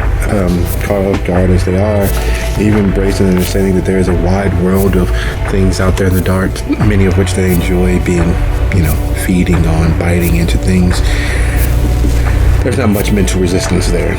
Any high, any time is actually where they operate from. They have every intention of getting the most out of such things. And she stands still, but there's a devious, devilish smirk on her face. It's the sort of smirk that is a sign to just how depraved she might be if she was ever in her most sober and right mind. Luckily for you all, that is not the case. The other girls are immediately, clearly, visibly into it. Seems as if they would much rather earn their pleasure, because that's what they've grown accustomed to. And you realize that The reason for the room that tolerates rough trade is for individuals such as these.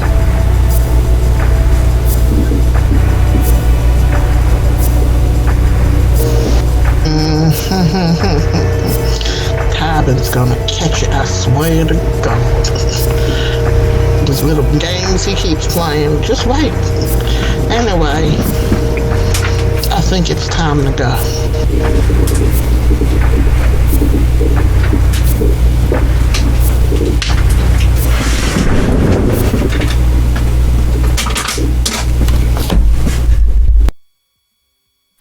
Where are we going?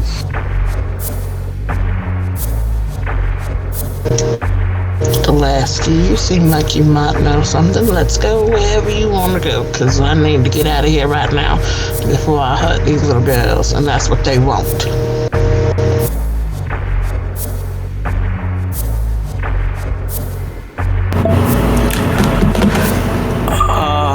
Let's go fly a kite.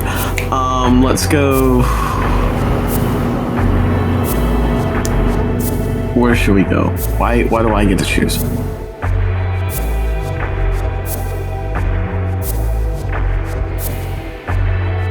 We could go to the zoo. Zoo.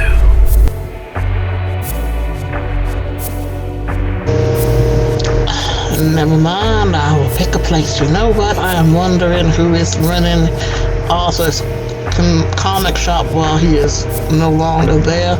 So I'm curious. Let's go find that out. What if it's booby traps still?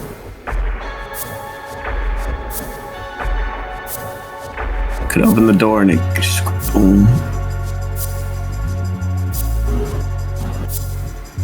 Okay, let's go.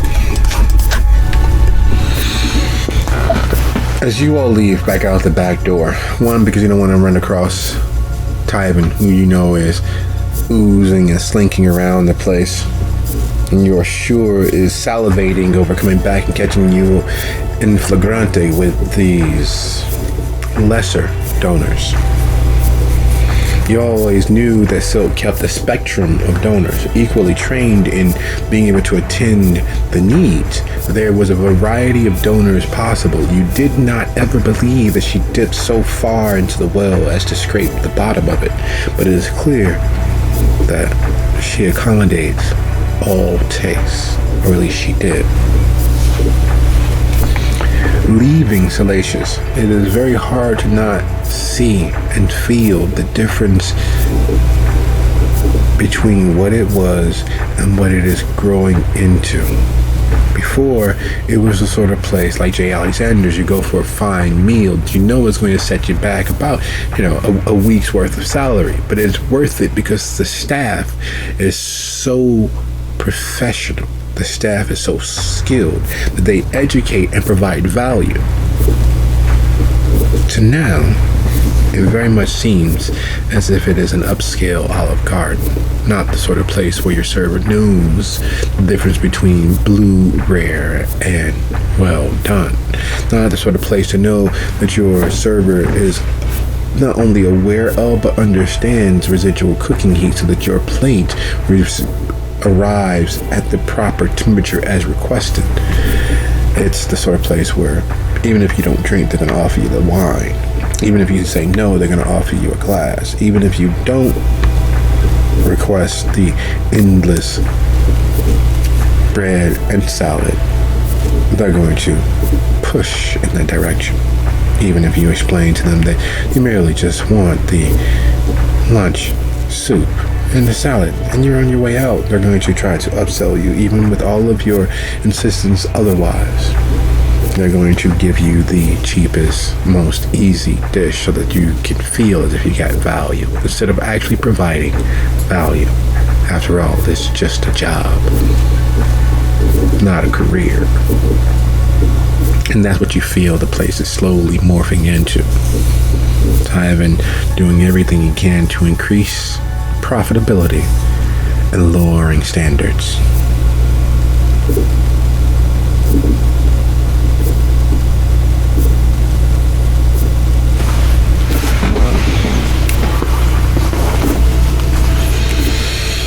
As you all make it out of the place, as you all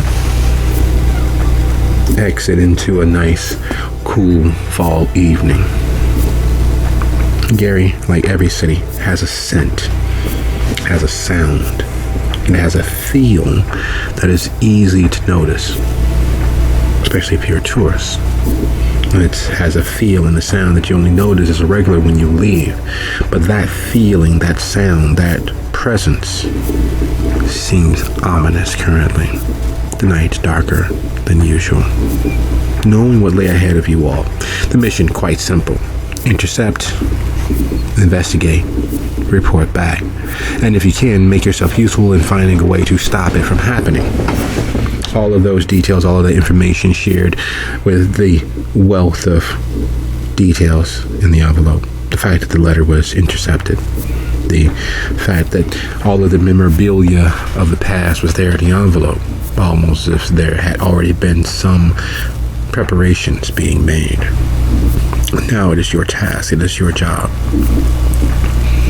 And of the three, Kindred standing there looking out into the night, free of Salacious and the donors there.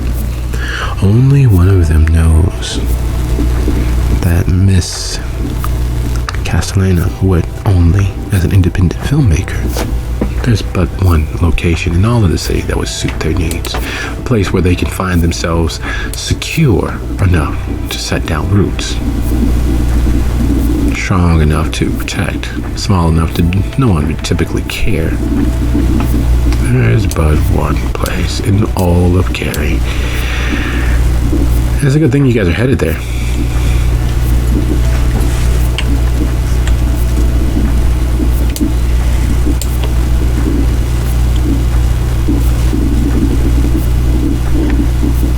The question is, how are you going to get there?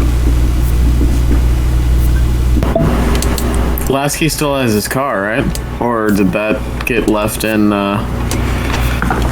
Smallville? Yes, it did. Never mind, man. Wait a minute. I'll go back in the van. I was gonna suggest pickpocketing your car, but okay.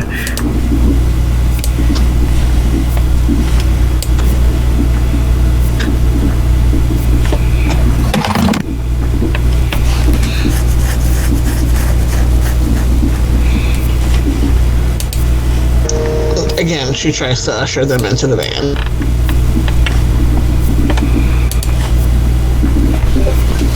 Wait, whose van is it?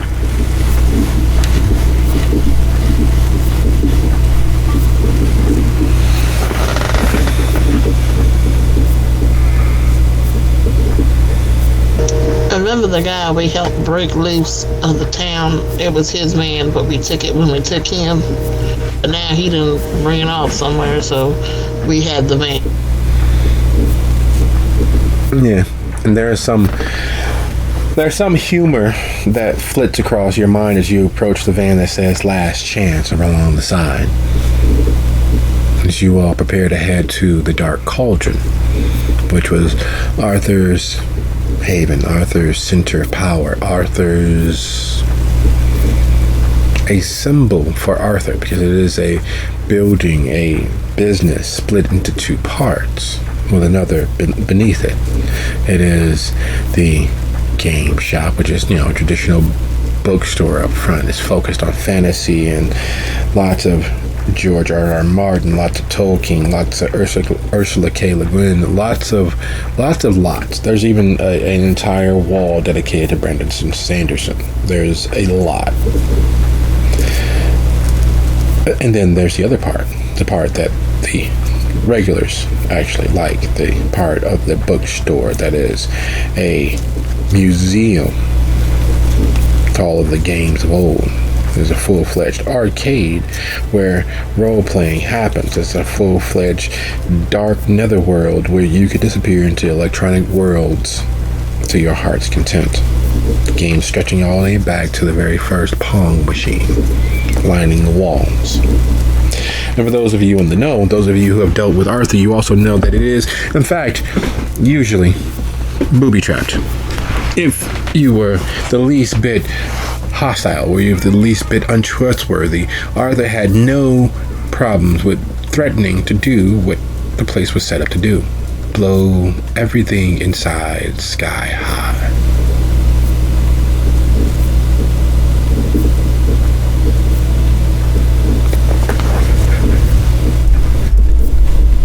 So as you all drive from Salacious, do you take the expressway or do you take the streets?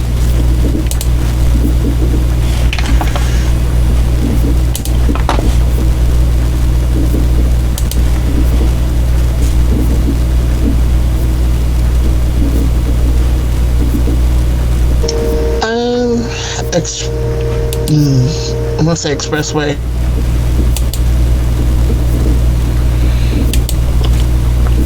It's only 7.25 miles if you take the expressway. The distance doesn't really change, but that 7.25 miles is because you need to move along the prescribed route over 94, across the 20, all the way over to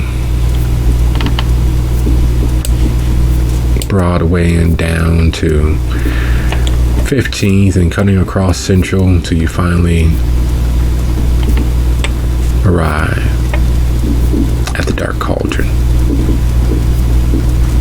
It is a place that, for lack of a better word, lives up to its namesake. There's a certain absence to it. It's well lit as you all ease into the parking lot, which doesn't seem to go with the idea of a dark cauldron.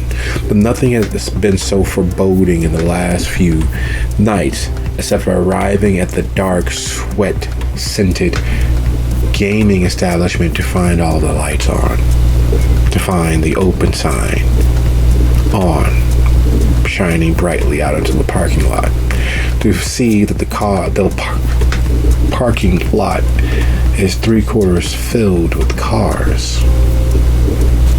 There has never been something as quietly and nebulously threatening as that. The Dark Cauldron being well lit.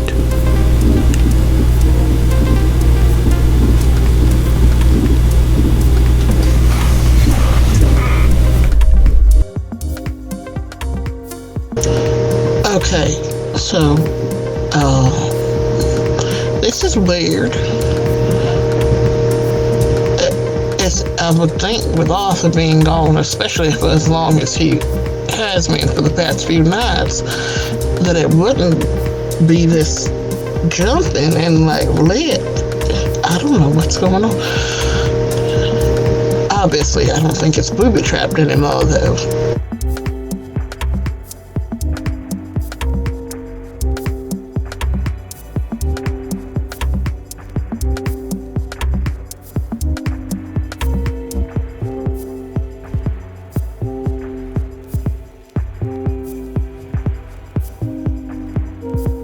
Maybe he's got a bunch of flatmates. Sometimes I have people sleep over.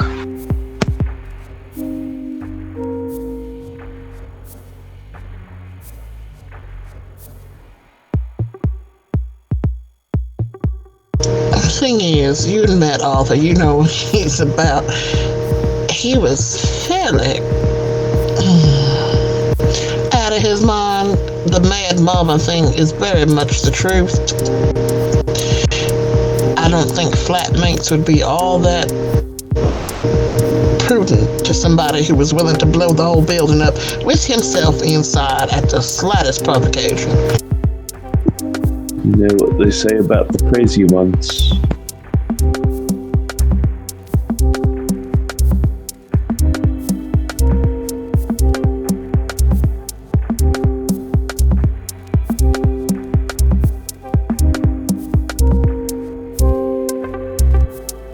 So as you all sit in the van, considering your options, considering what lay ahead of you, considering what might lay ahead of you, the front door to the cauldron opens. Stepping out is a gentleman about 6'6", as wide as two average men.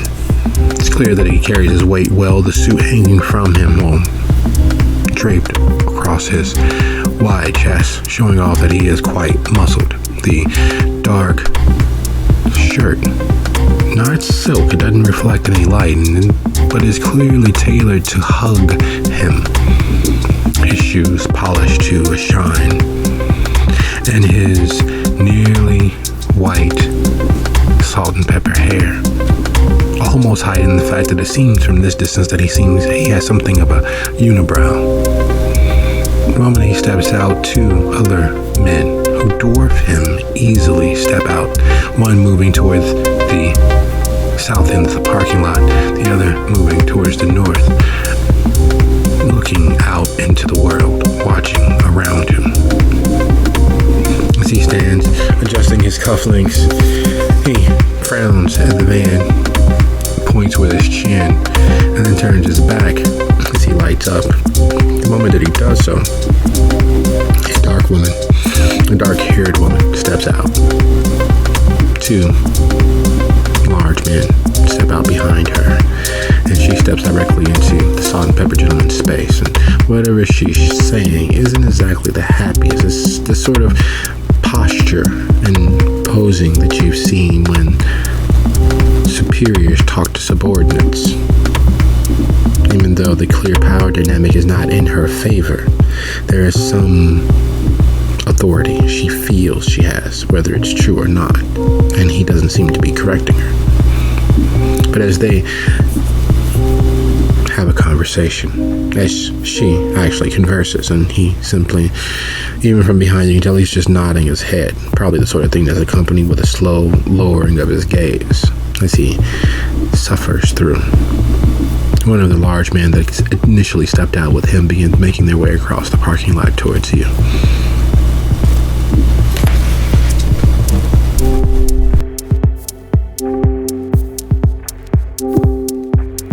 All right, I got this, she says as she opens the door.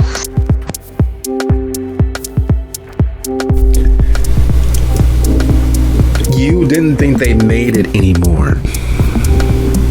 The moment you step out, you are able to inhale his aftershave, or clearly what he bathes in. Aqua Velva? What the fuck? Your dad used to use that shit. And it is piled on and slathered on with such consistency that is the entirety of his personality as he closes, even to the point where you don't notice the scent of mineral oil, even so much so you don't even notice the polish of his shoe, the scent of that actual slathered on, lacquered, and carefully massaged in polish. You don't notice the clearly haphazardly done spray tan. None of those scents overpower the scent of Aqua Velva that smacks you in the nose as if you stepped into the ring with Mike Tyson during his prime.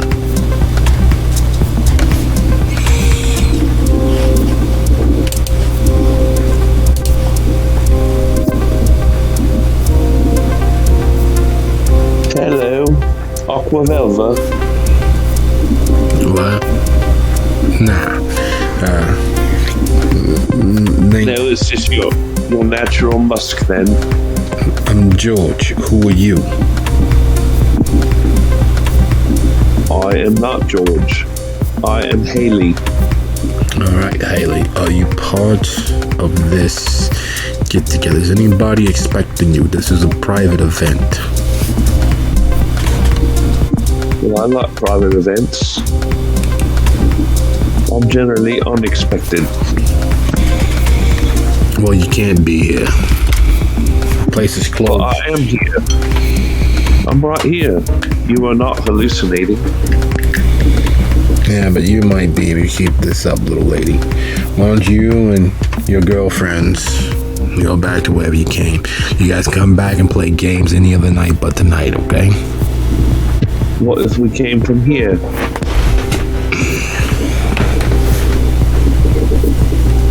Look, you can have your laugh, you can bust my balls all you want, but you can't stay here. You all need to go somewhere else. Come back tomorrow, play your little dice games, your little ponies and magic castles that you guys play? I just came to see Artie. Who? Arthur. Oh, the old owner. Yeah, no. New management. The place is a subsidiary of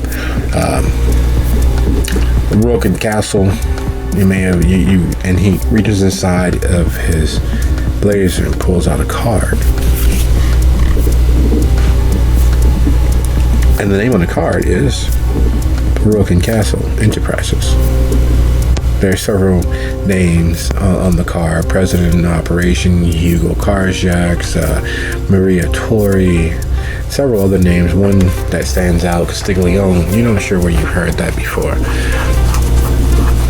We've bought the enterprises that formerly owned the Dark Cauldron. When the owners are having a meeting inside. Why don't you, again, we're going to keep it Dark Cauldron as far as I know. So you'll be able to come back and play, Princesses and Ponies or whatever it is you play tomorrow. Okay? I suppose. What is that up the velvet? Yeah, it's a good standard manly scent.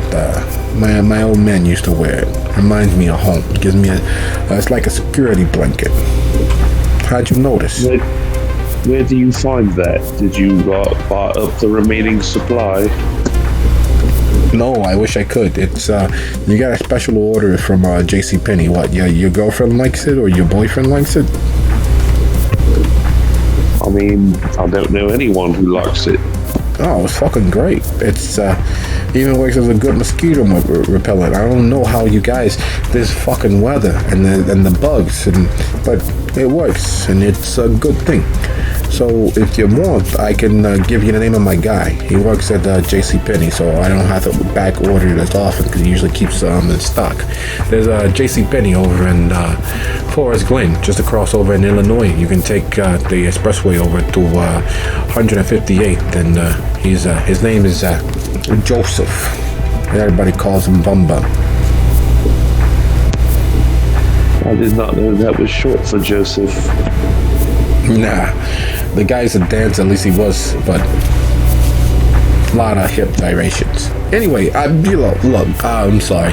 I don't want to be rude. Oh, sorry, what's that? So I've been a dancer, Nice. and you've been kind of rude. You tell me I got to go, and I'm just sitting here not hurting anyone. Yeah, but it's a private engagement. Look, no offense. I don't want to be rude. I got a little sister, so I'm trying to, as my parole officer used to say, trying to connect with my heart instead of with my ego. So you all can't be here. The boss is gonna start complaining. That's my ass, which means I gotta take it out on you. And I don't want to go there because I don't want my ego to speak for me in situations where my heart would make a better conversation. It'll talk instead of what my ego does, which is tend to yell. In my family, whoever's the loudest is the rightest, and I try not to go back to that because while I love my family, I love how they made me into who I am. There's some of the things that I realized was just them not quite being in touch with their emotionality and understanding that there's several ways to love somebody, and if you don't love somebody the way that they need to be loved, then you're really doing more harm than good. You know what I mean? So help me to speak with my heart instead of my ego.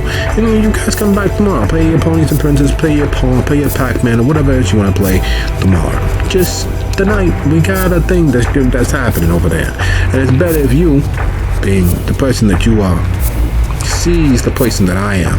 And then we can meet in the middle on this and come back and maybe have a conversation that is solely about our hearts connecting instead of our ego talking to each other, Alright, I've forgotten your name, but you just wait right here, and I will go talk to my comrades, and we will come back with an answer. And at that, she will turn and walk back to the van. Having watched Haley step out of the van and literally go stand before this Hulk, is not scary in the way that it would be for most people. It's scary because of how long they stand there looking and talking to each other. You all know Haley as a party girl. You all know Haley as someone who finds themselves in all sorts of weird situations. But watching her stand toe-to-toe with the Hulk is all sorts of confusing. What could she possibly have to effectively communicate with someone who clearly wakes up with a barbell in their hand? Someone who clearly chugs protein powder like most of us drink water, who clearly has served time in most penitentiaries somewhere in America. He's that big, he's that overwrought, and not in the way that makes you think he does CrossFit. He clearly just came about those muscles the good old-fashioned way, tossing heavy weight repeatedly. So while Haley is speaking with the Hulk, what is it that you two are doing?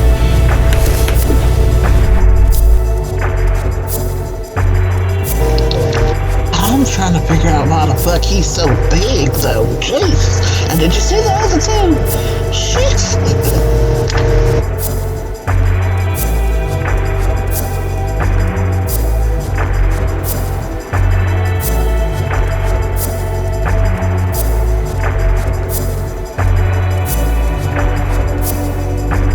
And just like a nightmare, and just like a dream, Haley's back at the van.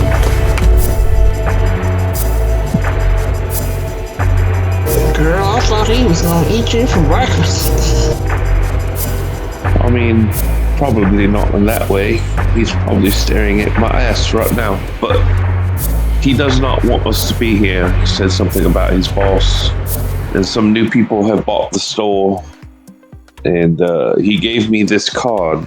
And I don't really have anywhere to put cards. And it's not thick enough to cut cocaine with, so it's really kind of useless. Gigi holds out her hand to take the card.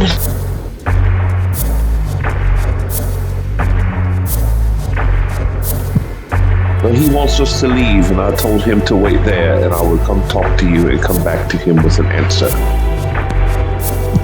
I don't think he's very committed to his job since he accepted that. I'm taking it.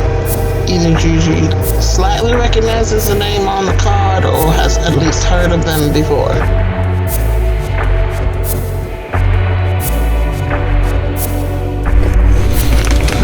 Councilman Rook? There's definitely a good chance that she has, considering that Councilman Rook is part of a multi-corporational umbrella that purportedly has ties to organized crime. The proof of that is, well, anyone's guess, but the name Castiglione definitely stands out.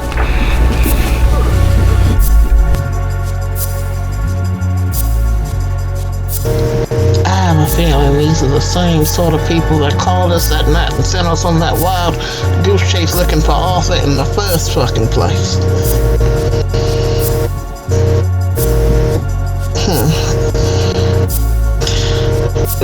Seems like it ties, though, that woman,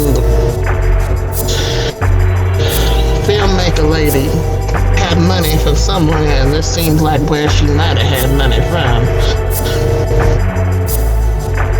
I don't know if I could get past them somehow. They said it was a private affair. He said engagement.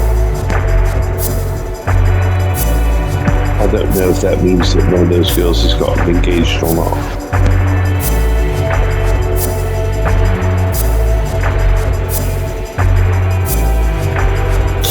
Obviously, they are business people, so they might be willing to let a lawyer pass, though they probably have their own lawyers, if I had to guess.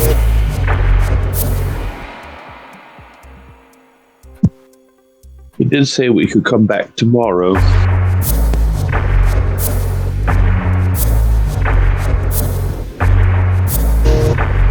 While Gigi is sitting there Do we know the ties to the Hakata that they have, or is that out of character?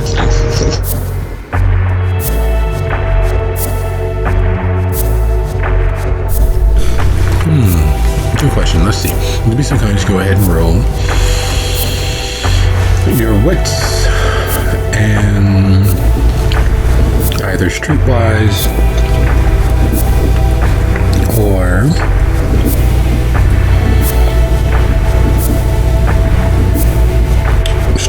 or larceny.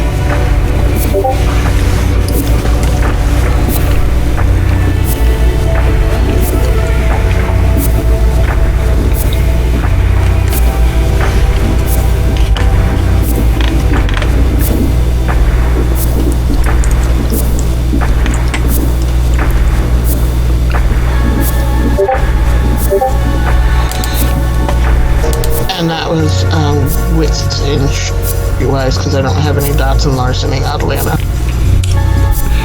A warrior who's not a thief? Now that's a rarity. All jokes aside. 3 successes. Gigi didn't really speak much Italian. He doesn't speak much of any other language that's not legalese. But the fact that there's a Castiglione and the connections between the multi-corporate umbrella of which Castle and Rook is part of, she knows that Castiglione in fact means castle. And Tori means Rook. And the Castiglione and Tories are a known major crime outfit here in the Midwest. Rumor has it that their ties stretch all the way north into Canada and all the way as far south as the Gulf of Mexico. The proof of that, however, is not something you really want to dive into, because if it is true, you're just painting a target on your back. And if it's not true, then you still may have painted a target on your back, but from the wrong sources. There's no way that this is not part of that. There is no way that Castle and Rook are not part of that. Which means this very much is more than likely a local mob meeting.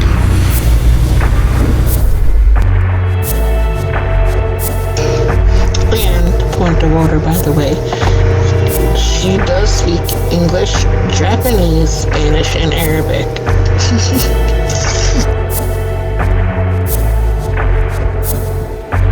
Yes, not much at all, right?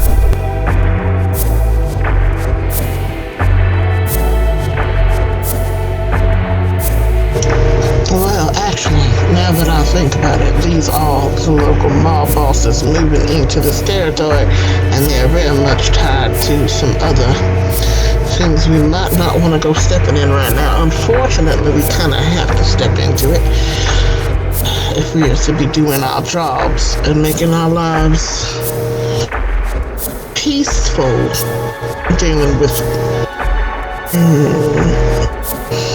our new overlords. Though we can't seem to leave, quote unquote, and find another way, as it were. And she will do just that while Haley's in the car. She will start it up so that they seem to be leaving and do just that. Wait, I'll have to go tell him we're leaving. Honey, just see that we're leaving once we leave, and it's easier to do what we're going to have to do if it seems like we just listened and left. But he's waiting there for me. That's rude.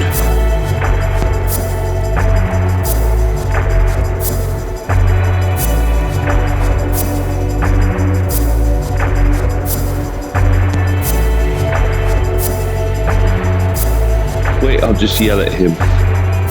And so she does. Kathleen.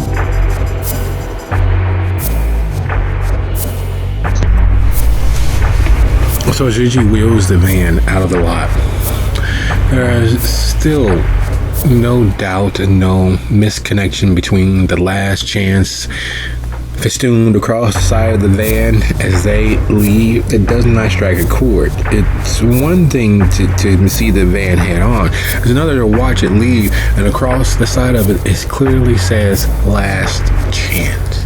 There's something immediately ominous about that from everyone who's watching. That last chance. What the fuck is that? Last chance for what? Final attempt for what? And as you all leave the parking lot and make your way, you catch sight of the salt and peppered, wide-bodied man. Point one steely finger at the petite brunette. And while there was never any color in her face, you can clearly see a blanching in either a welling up of so much rage that the person loses all color, or fear.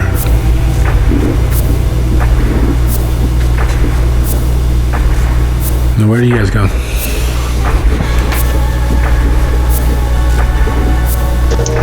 She is going to make a slow, large loop around and try to case the joint, quote unquote, and see if there's anybody towards the back or any other way to get in and listen in or get intel, basically. Sorry. Well, where the Dark Cauldron sits between Virginia and 16th and 17th, the street behind it is technically actually an alley, but it's wide enough to actually be considered a street. The only major next street is actually Maryland, which is, 2 blocks further west. Circling around the building on, going north on Virginia, making that right up to 16th, there is, at that point, a building between you and the Dark Cauldron. However, where it sits means that if you make that right onto the street behind it, because Carolina doesn't go all the way through, you will be in view of the parking lot. You will be in view of the building. That street, as where it sits, it takes up the full block, like front to back. You'd have to go an eighth of a mile away to the next major street over and circle around. The beauty of where it sits, it is between 2 other buildings. It is between several other buildings.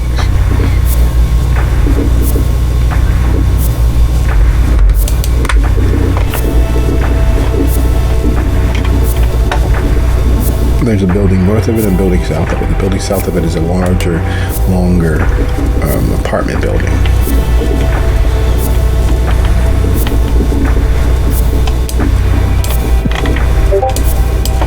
This van's is about as conspicuous as an ice cream truck, right?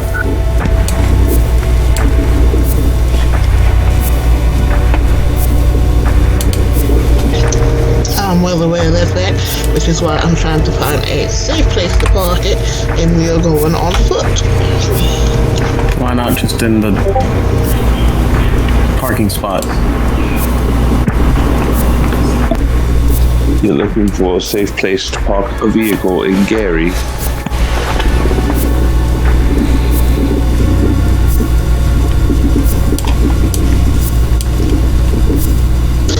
I get what you're getting at, but we don't have much of a choice. Moonlight is burning.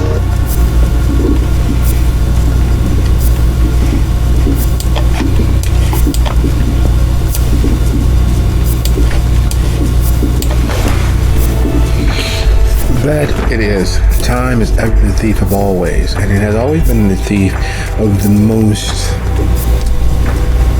important moment, stealing them from our gaze, stealing them from our minds and our hearts, making us forgetful that it has in fact been the one thing taking everything from us.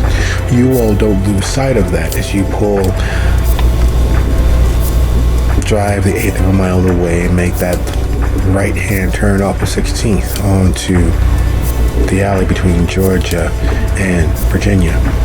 taking that down to 17th and pulling into the cul-de-sac, which is immediately 1 block over from the Dark Cauldron, providing you all with a spread of houses to move between or walk between, as well as the unkempt wall of foliage between you and the next street over, meaning that the Dark Cauldron is all but obfuscated from where you all are, between the houses and the street and foliage. The beauty about being dead is that the bugs typically don't bother you. The bad thing about being dead is that the world, the natural world around you, grows quiet as you move through it. Animals are able to recognize predators. And while most of them are smart enough to keep their distance, guard dogs, especially the sort raised for this environment, are determined to alert the very dead of the world and die fighting to protect their home. So as you all hear the baying of dogs and the growling from the other homes in the area, you realize, well, this is where you are now.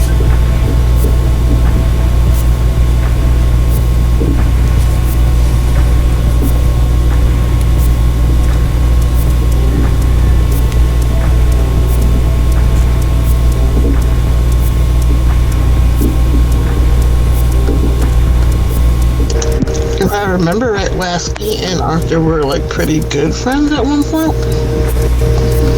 Or was I mistaken?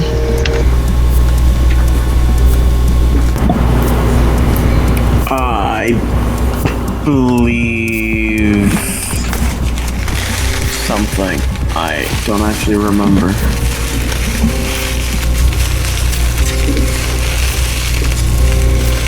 I don't believe so. Or was that Marcus? Yep.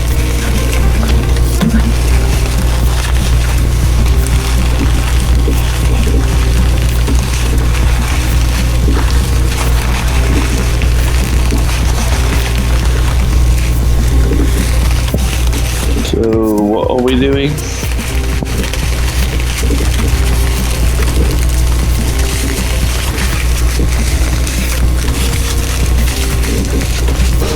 Trying to get close enough to see like how many people there are in this little meeting and organization, and possibly seeing if I could slip someone or something inside to listen. Oh, I can do that.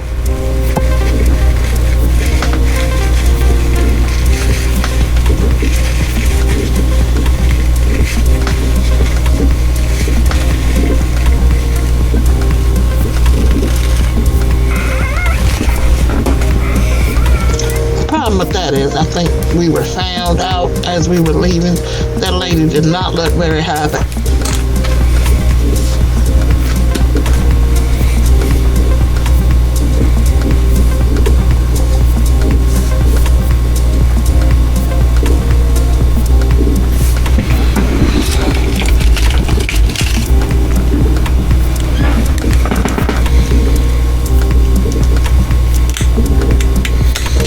I think the name was finally recognized.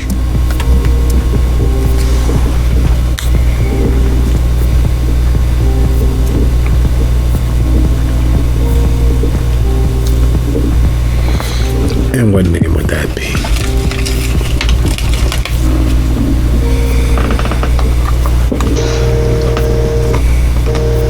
Well, I was assuming that they had recognized Haley's name because Haley had said their name to the person, and the guy was talking to the lady, and she got mad after it.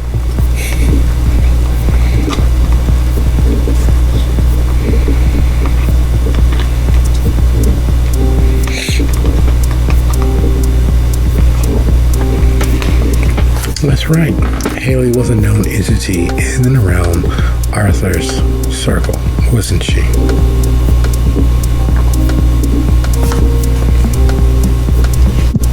Apparently he was fun. He was, as long as you didn't make him paranoid. Isn't it like being absolutely batshit, stoned off your mind, and literally able to see sounds, being able to feel colors, being able to understand what someone else sees and feels when they look at you. Knowing the world in a way that, well, only Malkavians are able to, usually.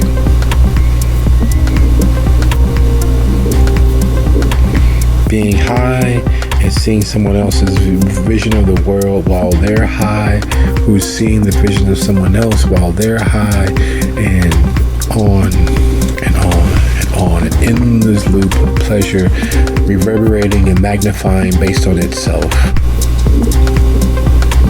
Experiencing what the kiss is like through someone else experiencing what the kiss is like, while someone else is craving to experience what the kiss is like.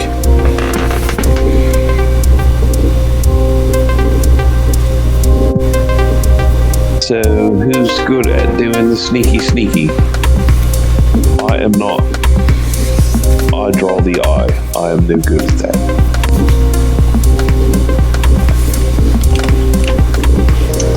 She looks at Lassie for a minute, but then thinks better of it. Actually, I do have some tricks up my sleeve. Is one of them doing the sneaky? I can make myself a little bit harder to detect, yes. You should have done that while I was being distracting.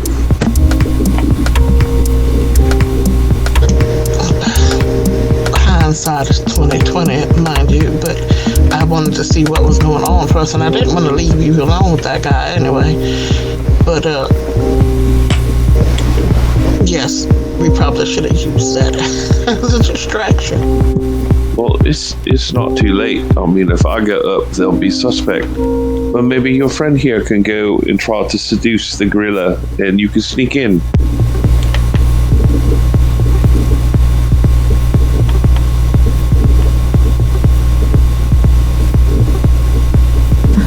I was muted. Oh, dumbass.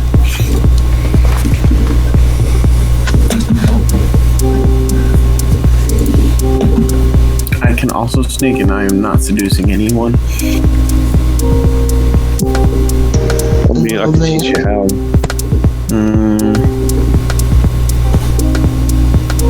I am not seducing anyone.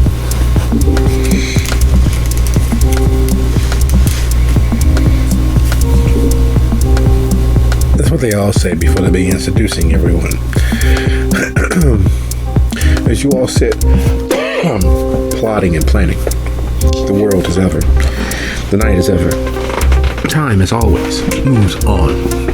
Seconds pass while you discuss, but seconds had passed and turned to minutes, and minutes into longer versions of themselves as you all drove around the block, around the several blocks to get to this cul-de-sac.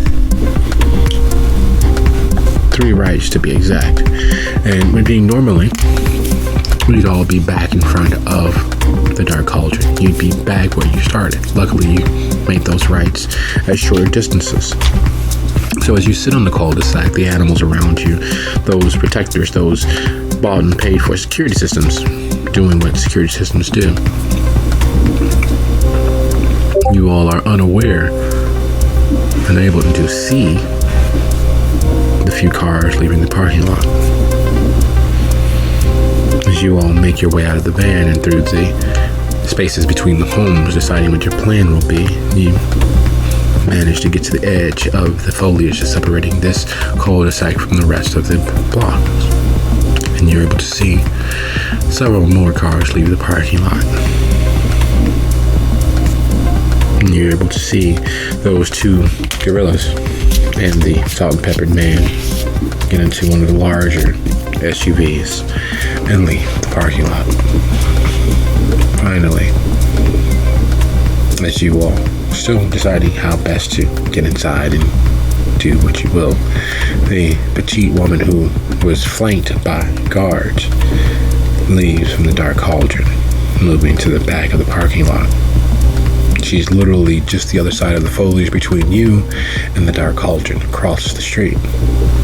The foliage there, the bushes have been trimmed a little bit more, have been taken care of, because while Arthur was crazy as shit, and he enjoyed his recreational activities to the fullest, He really was a decent businessman. He kept his property, unlike the others, a little better kept than those around it. The parking lot was well lit and well paved, constantly updated, the paint always fresh, the lights always changed, and on the grounds looked after.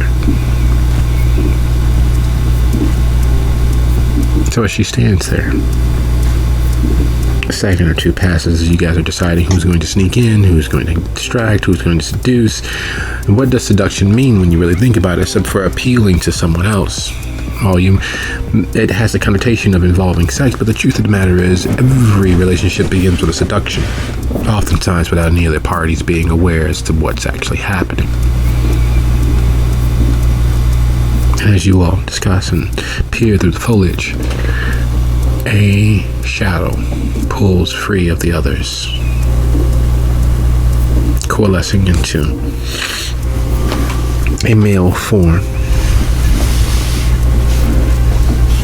And they both look around, and then the gentleman begins speaking quietly at first, and then his voice raising just a little bit, clearly growing more at ease and at home in the presence of this woman.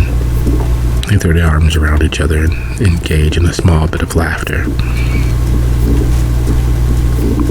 Now, as you guys are mostly hidden by the foliage across the street, you really don't have to do much to remain hidden. However, to hear what is being said, to understand the exchange of information that is happening, would require you all sneaking forward, would require you all risking motion, perhaps catching their eye. The question is, do you?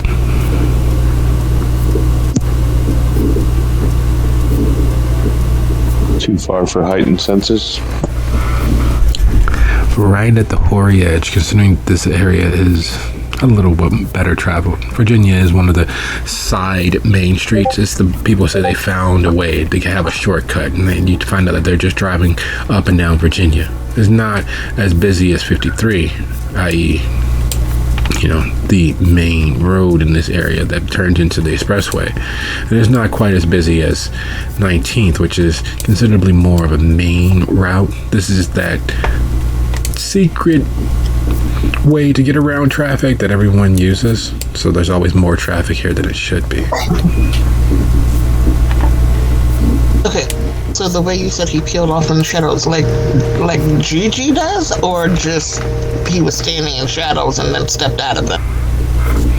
That is a good question. You have to decide that, because he, as far as you could tell, there was nothing there but shadows a moment before. And she moved back here away from her own guards to be alone with this individual.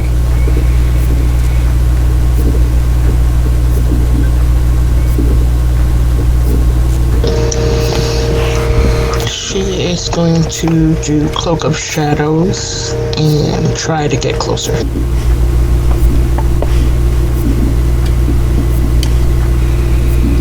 Okay, we have what Gigi is doing.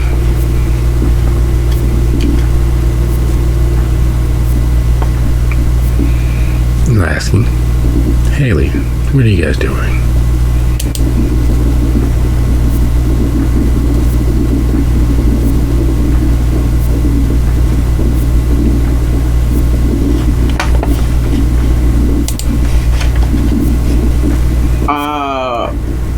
What's the oldest looking arcade machine in the arcade? When he was in the arcade, those would be Pong. Well, no. Is it? What I mean is, like, what's one that's like super dusty? We're outside, by the way. Brain fart. So sorry. I knew that.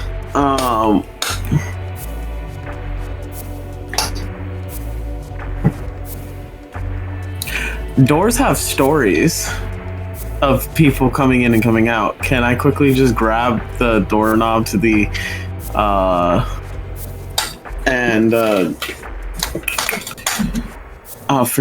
touch. It's called touch something.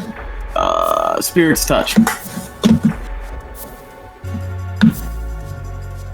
So you're gonna cross the alley, break free of the foliage and make your way across to touch the back door.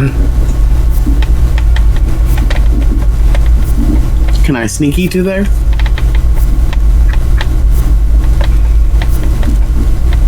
Yes. Yes, you may make that attempt. And Haley, what are you doing? Haley will take a selfie and post it to Instagram. Dex plus stealth, I'm guessing. Excuse me. Yes, give me a quick second. I was looking for amongst my notes, I do have a picture of the individual to give you a better description of him. Because me simply saying tall, looking more like a silver-haired fox with darker salt and pepper hair, doesn't quite add the gravitas that is needed. But in light of that, in lieu of that, I'll give you the image of his son. Give me a quick second. Open that.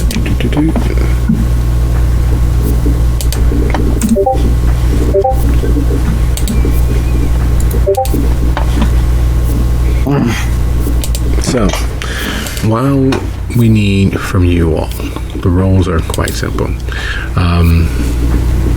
Dex plus stealth with your bonuses, both of you. John's already rolled, so that just leaves Geechee. And so that you all are aware, this is what the gentleman's oldest son looks like. It will be up in the dice channel. Imagine that there's a thicker mustache that actually forms a full, well-coiffed mustache. The hair has salt and pepper in it, especially near the edges of the widow's peaks. Still dark enough that it's not white, still dark enough that it's mostly black throughout.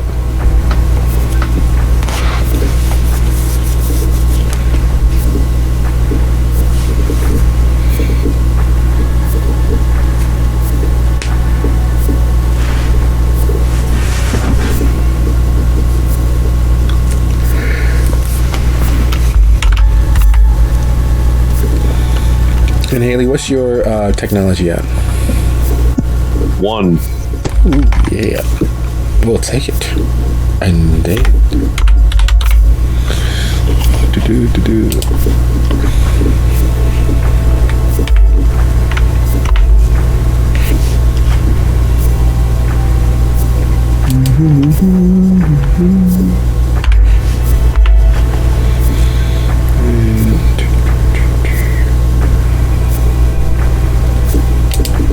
so is it that?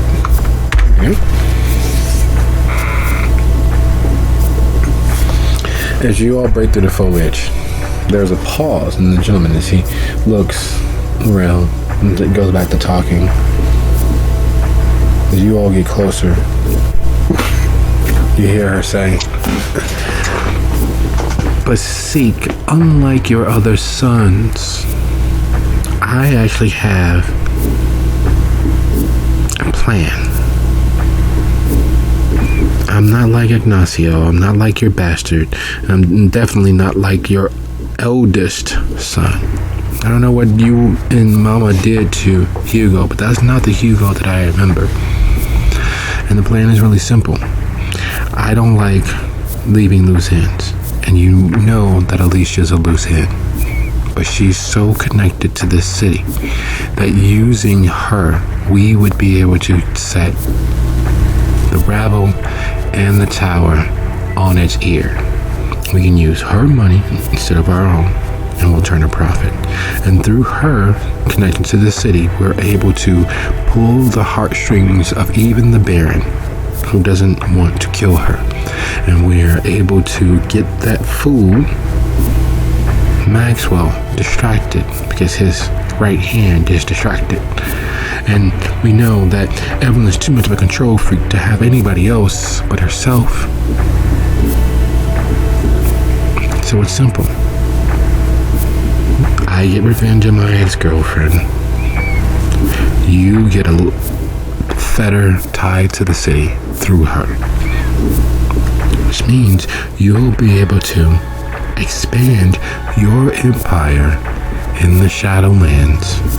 Not just 2 cities, but three potent cities, each with their own hub in the grand God machine. You get a chance to still use Hugo for all of his betrayal and working with the Tremere.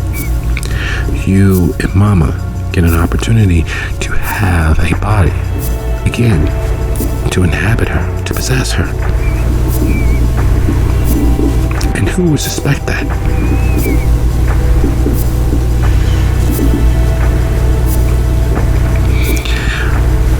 Look, I appreciate your moxie,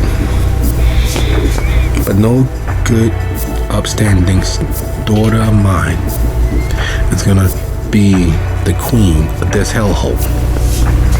Hell, I feel dirty even just being here. I need you to forget this vacation. I need you to get next to Hugo. He can still have kids. You can help him have kids. And if he has something to continue trying to live for, he'll get off of the Tremere's teeth and go back to being the good upstanding soldier that he's supposed to be. The power's going to his head, that's to be expected. But with the right push, he will be ours completely again. Yeah, Pa, I know. But this is the way to go. I'm telling you, we need more places here. You felt that. Yeah, there's nothing to worry about. We got sources. We got flies on that particular wall. It's a little bad. But it's not manageable. It's not unmanageable yet. When it gets unmanageable, then my request here will be an order. So for right now, you got a little time. You get a chance to keep sowing your wild oats, but we need you to get back to the plan. This side adventure is beneath you. If that's what you think you need, you don't got my blessing, but I'll let you finish. Thank you, Seek. That's all I asked for.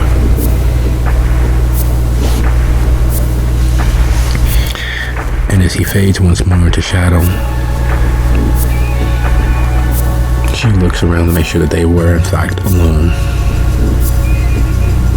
And then, Haley, did you remember to turn your flash off?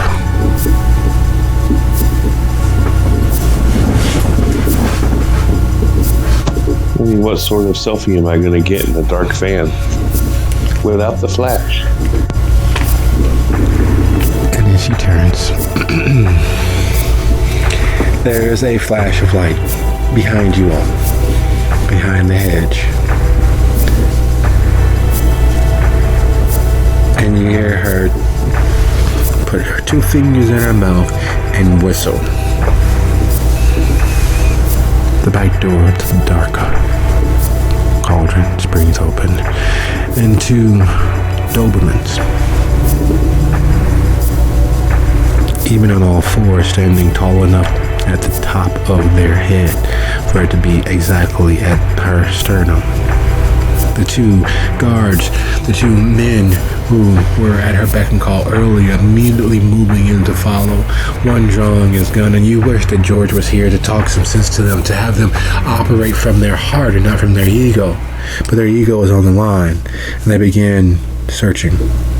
Because there was a flash of light, like some federal agent forgot to turn off the flash when they were taking pictures of a mob meeting, like some person closer than they should be trying to surreptitiously take a picture over their shoulder of some celebrity. And that's bad for business. No one needs to know what happened here, because they are about to turn everything upside fucking down.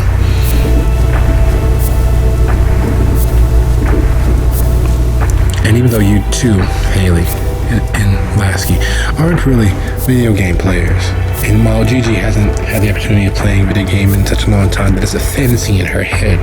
The idea of once more sitting down after a long day's work and playing some Madden All of those moments lost playing the crush of candies or Farmville gone. But what remains is the understanding of it. And as you three see the dogs burst from the back door and the guards begin to close, immediately reaching into their holsters, you hear the music from Mortal Kombat starting up. While the voiceover from Soul Calibur begins to play.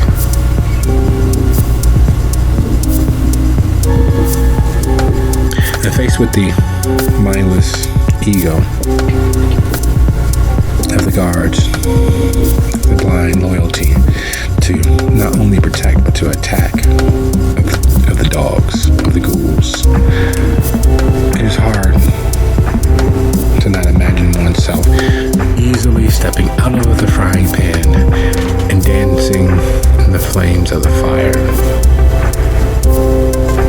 Remaining hidden is not impossible, but only because nothing is ever impossible, no matter how improbable.